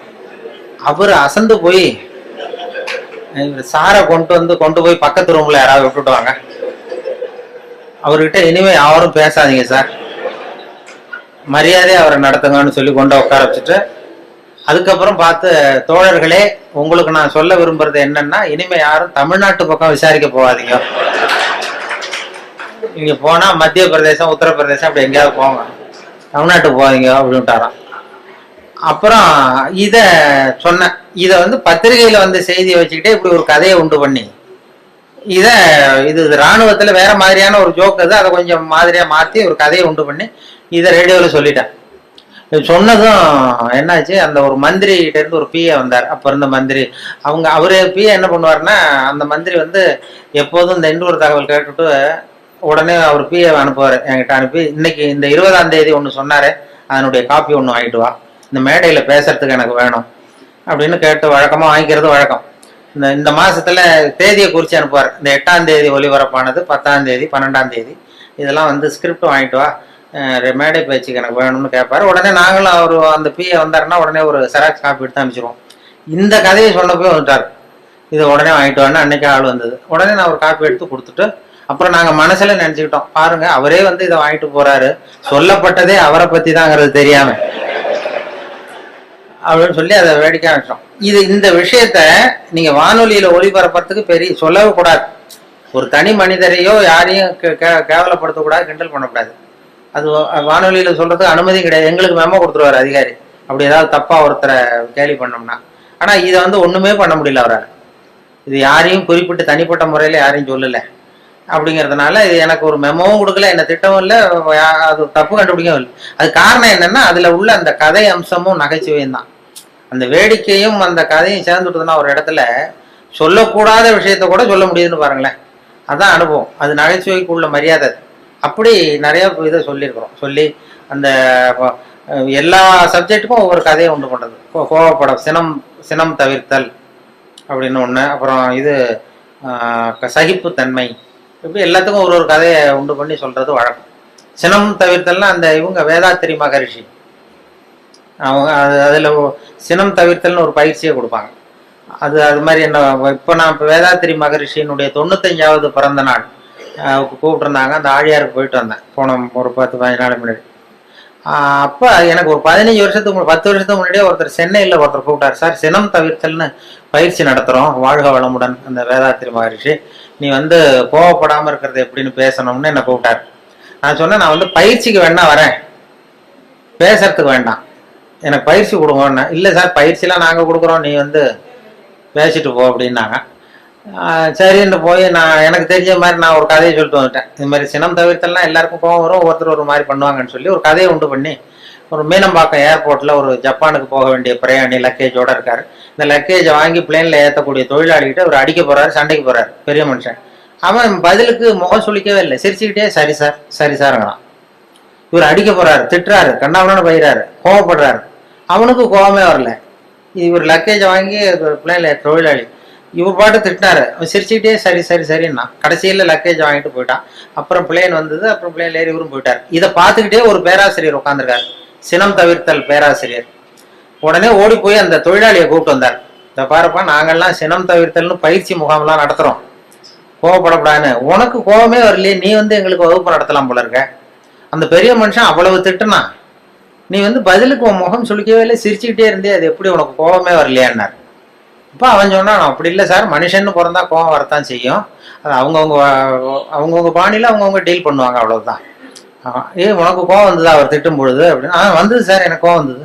முகத்துல தெரியலையே அப்படின்னா, அது தெரியாது சார் அப்படின்றான். இப்போ எப்படி அதை சமாளிச்சா, எப்படி டீல் பண்ணேன்னு கேட்டிருக்காரு.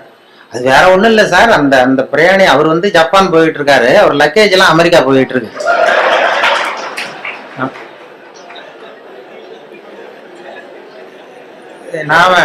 நாம எதுக்கு சார் அனாவசியமா வந்துட்டு சண்டை போடுறோம்? அதெல்லாம் வந்து ஒரு ஒரு டென்ஷன் ஆகக்கூடாது சார், அனாவசியமா டென்ஷன் ஆகக்கூடாது சார் அப்படின்னு சொல்லிட்டு இதை அவங்க கூட்டத்தில் நான் பேசிவிட்டு வந்துட்டேன். அந்த சினம் தவிர்த்தல் பயிற்சி முகாமில் இதை போய் நான் பேசிட்டு வந்துட்டேன் 10 வருஷத்துக்கு முன்னாடி. அதுக்கப்புறம் இன்னை வரைக்கும் அவங்க கூப்பிடுறதே இல்லை என்ன,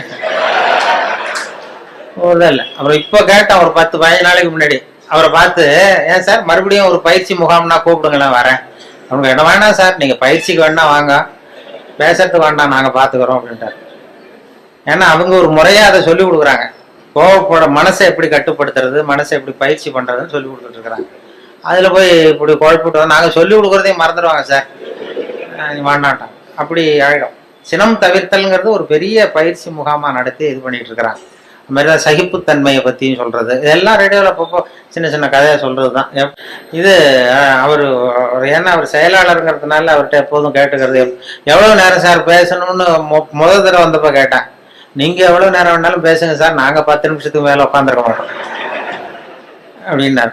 அப்படி ஆரம்பிச்சவர் அவர். அதனால எப்போ முடிக்கணுங்கிறத கரெக்டா சொல்லு அப்படின்னு சொல்லி முதல் கூட்டத்துல எதிரில் உட்கார வச்சு ஒரு சிக்னல் கொடுத்தேன். அதாவது தலையை சொரிய சொல்லி, எப்போ முடிக்கணும்னு தோணுதோ அப்போ தலையை சொரிங்க, நான் முடிச்சுக்கிறேன் அப்படின்னு சொல்லி அவரை உட்கார வச்சு அது மாதிரி பண்ணிட்டு இருந்தேன்.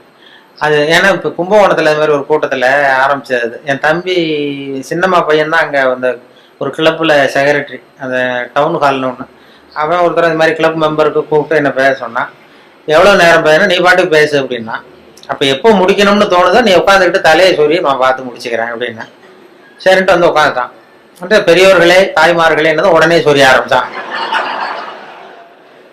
ஏன்ப்பா நீ முடிச்சு சொல்றியான்னா, இல்லை இல்லை அரிக்குதுன்னு சொல்றீங்க, நீ அது அது இனிமே பார்த்துக்க ஜாக்கிரதையா இருக்கேன்னா.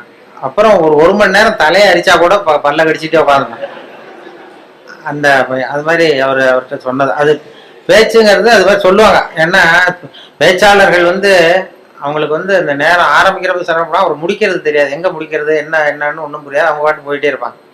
அது ஒருத்தர் சொன்னாராம், நீங்க தோழர்களே நீங்க எல்லாரும் காக்காயை பார்த்து ஒத்துமையை கத்துங்க, காக்காயை பார்த்து ஒத்துமையை கத்துங்க, கிளியை பார்த்து அன்பை கத்துக்குங்க அப்படி இப்படின்னு சொன்னாராம். இது மாதிரி புறாவை பார்த்து ஒத்துமையை கத்துக்குங்க அப்படின்னா. அப்போ ஒருத்தர் கோபமா எழுந்திரிச்சு, நீ நேரத்தை பார்த்து பேச கத்துக்குங்க, அது மாதிரி வந்தோம். அப்படியே உபதேசம் மாதிரி பண்ணிட்டு இருந்தா அப்படி. ஆனா பேச்சு வந்து சொல்லுவாங்க, அது வேடிக்கையாவே சொல்றது உண்டு. ஒருத்தர் பேசிட்டே இருந்தாராம், ரொம்ப நேரம் பேசிட்டு இருந்திருக்காரு.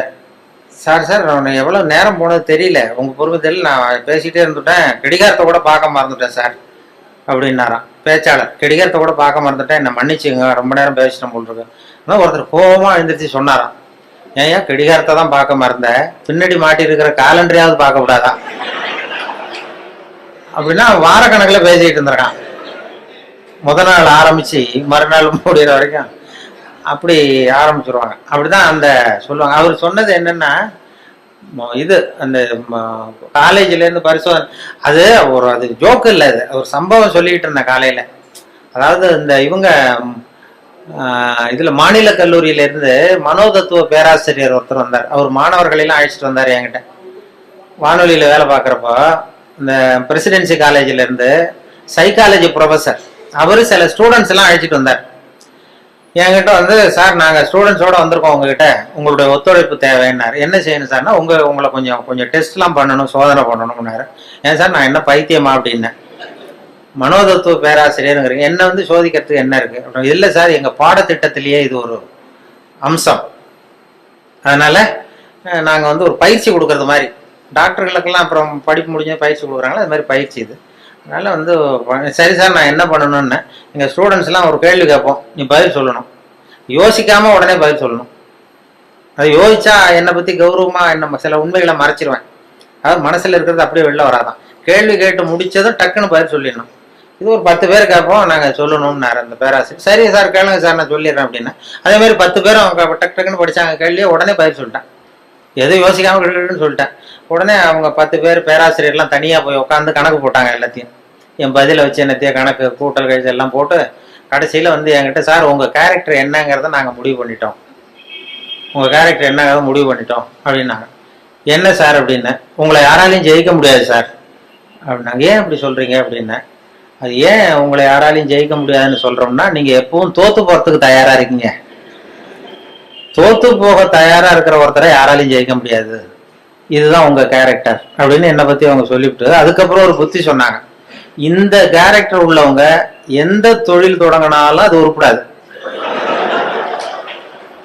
அதாவது பிசினஸோ வியாபாரமோ எதை பண்ணாலும் உங்களுக்கு சரியா வராது, அந்த பிசினஸும் வீணா போடும்.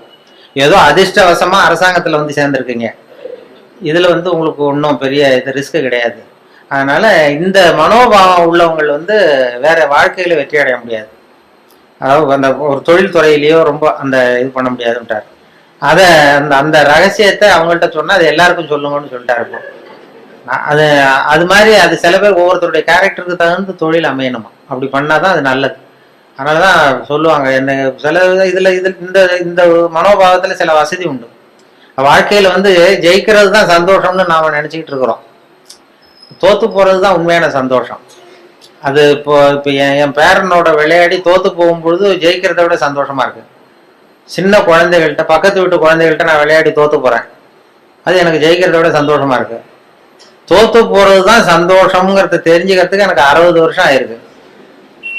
இது வரைக்கும் ஜெயிக்கிறது தான் சந்தோஷம்னு நினைச்சுக்கிட்டு இருந்தோம். அது இல்லை, அது வாழ்க்கைங்கிற பந்தயத்துல தோற்று போக கற்றுக்கொள்ளுங்கம்பாங்க. வாழ்க்கைங்கிற பந்தயத்துல, ஓட்ட பந்தயத்துல நீங்க ஜெயிக்கிறதுக்கு கத்துங்க. அதாவது ஒரு ஓட்ட பந்தயம் நடந்துகிட்டு இருந்ததான், ஒரு 10 பேர் ஓடிட்டு இருந்தான். முதல்ல ஒருத்தன் ஓடுறான், அவன் தான் ஜெயிக்க போறான். அந்த வின்னிங் பாயிண்ட் ஜெயிக்கிற கட்டத்துல பின்னாடி வந்தவன் தடுமாறி கீழே விழுந்துட்டான் பந்தயத்துல. உடனே முன்னாடி ஓடிட்டு இருந்தவன் டக்குன்னு நின்று அந்த விழுந்தவனை தூக்கிட்டு ஓரமா போயிட்டான். விழுந்தவனை தூக்கி அவனை தொடச்சி அவனை ஆசுவாசப்படுத்தி கொண்டு போட்டான். 3வதா வந்தவன் முதல்ல வந்துட்டான். ஜெயிச்சதும் கூப்பிட்டு பரிசு கொடுத்தாங்களாம். இதுல போட்டி முடிஞ்சதும் அந்த 3வதா ஃபர்ஸ்ட் வந்தவனுக்கு பரிசு கொடுத்துட்டாங்க. அப்புறம் இந்த முன்னாடி வந்து இவனை தூக்கிட்டு போனான்ல, அவனை கூப்பிட்டு அவனுக்கு ஒரு பரிசு கொடுத்தாங்களாம். கொடுத்துட்டு அவர் சொன்னாராம், அந்த பரிசு கொடுத்தவர், அவன் ஓட்ட பந்தயத்துல அவன் ஜெயிச்சுட்டான், ஆனா வாழ்க்கைங்கிற பந்தயத்துல நீ தான் ஜெயிச்சிருக்கிற, இதுதான் உண்மையான வெற்றி. நீ தோத்து போறதுதான் உண்மையான வெற்றி, உன்னுடைய தோல்வி தான் வெற்றிக்கு காரணம், உன்னுடைய தோல்வியை பாராட்டுகிறோம் அப்படின்னு சொல்லி பாராட்டினாங்களாம். அப்படி அந்த தோல்வி கூட நமக்கு மகிழ்ச்சி, அந்த நுணுக்கமா அது தத்துவார்த்தமா புரிஞ்சிக்க வேண்டிய விஷயம். அந்த விட்டு கொடுத்துக்கிறது நல்ல பெரிய மனப்பான்மை நல்லதுதான்னு போதனை பண்ணுவான். ஒரு ஓட்டப்பந்தயத்துல பின்னாடி வர்றவனுக்கு விட்டு கொடுத்துருவோமா, நீ போடா முன்னாடி, விட்டு கொடுக்கறது தான் நல்லதுன்னு சொல்றாங்க, நீ முன்னாடி போனா மெதுவா வரேன்னு சொல்ல மாட்டோம். அது ஓட்டப்பந்தயம்ங்கிறது வேற, வாழ்க்கைங்கிற பந்தயம் வேற. வாழ்க்கை பந்தயத்துல தோற்று போக கற்றுக்கொள்ளுங்கள் அப்படிங்கிறது ஒரு பெரிய. அதே மாதிரி சகிப்புத்தன்மை இதெல்லாம் சொல்லுவாங்க. சகிப்புத்தன்மைங்கிறது இன்டர்நேஷனல் இயர் ஆஃப் டாலரன்ஸ் அப்படின்னு கொண்டாடினாங்க. சர்வதேச சகிப்புத்தன்மை ஆண்டு 1995. அப்ப ரேடியோவில் இது மாதிரி சகிப்புத்தன்மையை பத்தி நீ ஒரு இது சொல்லுன்னு சொன்னாங்க. எங்க டைரக்டர் அப்பப்போ சொல்லுவாரு, அப்பப்போ ஒரு ஆர்டர் போடுவார், இன்னைக்கு இதை பத்தி சொல்லு, இன்னைக்கு அதை பத்தி சொல்லணும். அந்த கருத்தை வாங்கிட்டு கதையை வழக்கம் போல கதை ஒன்று பண்றதுதான். அது ஒரு டாக்டர் உட்காந்துருக்கிறாரு இந்த ரூம்ல, ஒரு ரூம்ல டாக்டர் உட்காந்துருக்காரு. வெளியில பெஞ்சு போட்டிருக்கு வரிசையா, அதுல 40 பேர் வந்து உட்காந்துருக்கான். 40 பேரும் டாக்டரை பார்க்கறதுக்கு. 40 பேர் சட்டையும் கட்டி பக்கத்துல வச்சிருக்கான். 40 பேர் வாயிலையும் 40 தெர்மாமீட்டர் இருக்கு. இது எதுக்கு வந்தான்னு தெரியல, எல்லாரும் தெர்மாமீட்டரோட வரிசையா உட்காந்துருக்காங்க. அப்போ ஒருத்தன் செவுத்துல ஆணி அடிக்கிறதுக்கு காலண்டர் மாட்டுற ஆணி அடிச்சுனா விரல் நசுக்கி போச்சு அதே தெருவில்.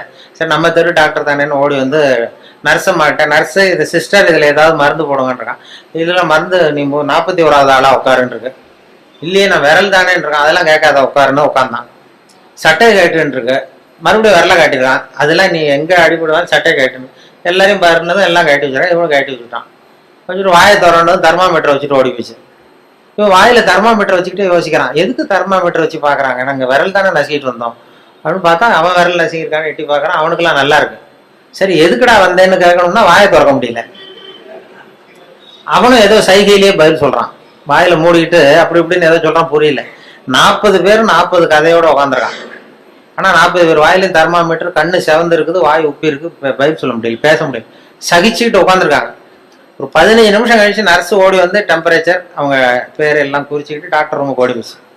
இப்படி போனதுக்கு அப்புறம் இவன் ஆரம்பிச்சான். இந்த 41வது ஆள் விரல் நசிட்டு தானே, உலகம் ரொம்ப கெட்டு போச்சியா, எதுக்கு தெர்மாமீட்டர் வச்சு பாக்குறேன்னு தெரியல அவங்களுக்கு. எல்லாத்துக்கும் தெர்மாமீட்டர் வைக்கிறாங்க, சட்டையை கேட்ட சொல்றாங்க. இதை நான் சும்மா விட போறது இல்லை, உண்டு இல்லைன்னு பார்க்க போறேன்னு சொல்றான். அப்ப இந்த 40வது ஆள் அவனுக்கு அட்வைஸ் பண்றான். அதை பாருப்பா, இது மாதிரிலாம் சத்தம் போடாத, இதெல்லாம் வந்தா இது சர்வதேச சகிப்புத்தன்மை ஆண்டு, இது மாதிரி இடத்துலதான் நாம சகிப்புத்தன்மையை கத்துக்கணும். இது மாதிரிலாம் அனாவசியமா அப்படிலாம் சத்தம் போடாது, கொஞ்ச நேரம் மரியாதையா வாழை சுட்டிட்டு மரியாதையா உட்கார் அப்படின்றான் இந்த 40வது ஆள் அவன்கிட்ட. அப்படி சொன்னதும் அவனுக்கு இன்னும் கோபம் வந்துட்டுது. 41வது ஆள் விரல நீ எனக்கு இவ்வளவு புத்தி சொல்றியடா, நீ எதுக்கு வந்த அப்படின்னு இருக்கான். நான் தபால் கொடுக்க வந்தவையா,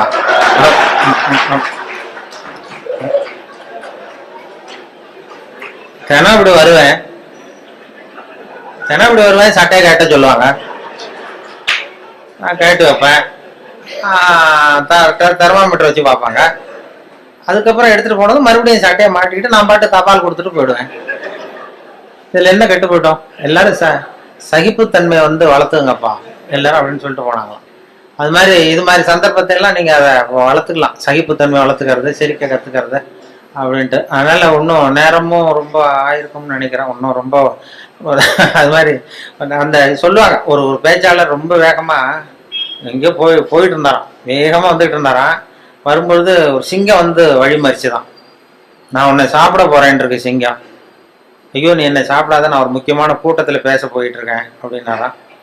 ஐயோ அதெல்லாம் முடியாது, எனக்கு பசி தான் முக்கியம் இருக்கு சிங்கம். என்ன நீ என்ன அவ்வளவு நல்லா பேசுவியா அப்படின்னு தான் சிங்கம் அந்த பேச்சாளர். ஐயோ அதை ஏன் கேட்குற, நான் பேச ஆரம்பிச்சேன்னா கேட்கறவங்க அப்படியே மயங்கி விழுந்துருவாங்க, நீ இங்கேயே பேச, நான் மயங்கி விழறேன் நான் பார்ப்போன்றது சிங்கம். அங்கே ஆரம்பிச்சாரு, பெரியவர்களே தாய்மார்களேன்னாரு, உடனே கரகரன்னு சுத்தி விழுந்துட்டு அப்படியே மயக்கம் போட்டு வந்துடுத. ஆஹா இதுதான் நேரம் நம்ம தப்பிக்கிறதுன்னு மெதுவா பாம்பு மாதிரி நெளிஞ்சு போனாராம். எழுந்திரிச்சு ஓடனா அந்த அதிர்ச்சியில அவன் முடிச்சுக்கிட்டான்னா மயக்கம் தெளிஞ்சிரும்ல, அந்த சிங்கத்துக்கு மயக்கம் தெளிஞ்சிரும். அதனால மெதுவா நழுவி அப்போ கொஞ்சம் தூரம் போய் எழுந்திரிச்சு ஒரே ஓட்டமா ஓடி போட்டான். ரொம்ப தூரம் ஓடுறான், வேருக்கு ஓடுது, மூச்சு வாங்குது, சிங்கம் பின்னாடி துரத்துதா அங்கேயே கிடக்கான்னு திரும்பி பார்க்கறதுக்கு கூட தைரியம் இல்லை, அவ்வளவு தூரம் ஓடி போட்டான். ரொம்ப தூரம் போய் ஒரு இடத்துல மூச்சு வாங்க நின்று திரும்பி பார்த்தான், சிங்கம் அப்படியே கிடக்கா. என்னென்ன மூச்சு வாங்குது, வேற தொழுது பார்த்தா சிங்கம் அப்படியே கிடக்கு, மயங்க விழுந்தது, எழுந்திரிக்கவே இல்லை, அப்படியே கிடக்கு. இவன் அங்க இருந்து அந்த சிங்கத்தை பார்த்துட்டு மனசுல நினைச்சுக்கிட்டானா, நல்ல வேளை நம்ம பேசினதை கேட்டுவிட்டு அந்த சிங்கம் மயங்கி விழுந்ததுனால நாம தப்பிச்சோம் அப்படின்னு அவன் நினைச்சுக்கிட்டானா. அதே நேரம் அந்த சிங்கம் லேசா ஒரு தலையை தூக்கி ஒரு கண்ணால அவனை பார்த்துட்டு இது நினைச்சுக்கிட்டு தான், நல்ல வேளை மயங்கி விழுந்தது மாதிரி நடிச்சதுனால நாம தப்பிச்சோம், இல்லைன்னா அவன் பேசியே கொண்டிருப்பான் நம்மள அப்படின்னு இதை நினைச்சுக்கிட்டு தான். அது எதுக்குன்னா இப்ப உங்களை எல்லாம் பார்த்தா அந்த சிங்கத்தோட முகம் மாதிரி தெரியுது, ஏன்னா பசி நேரம் வந்துட்டுது. அதனால இதுக்கு மேலேயும்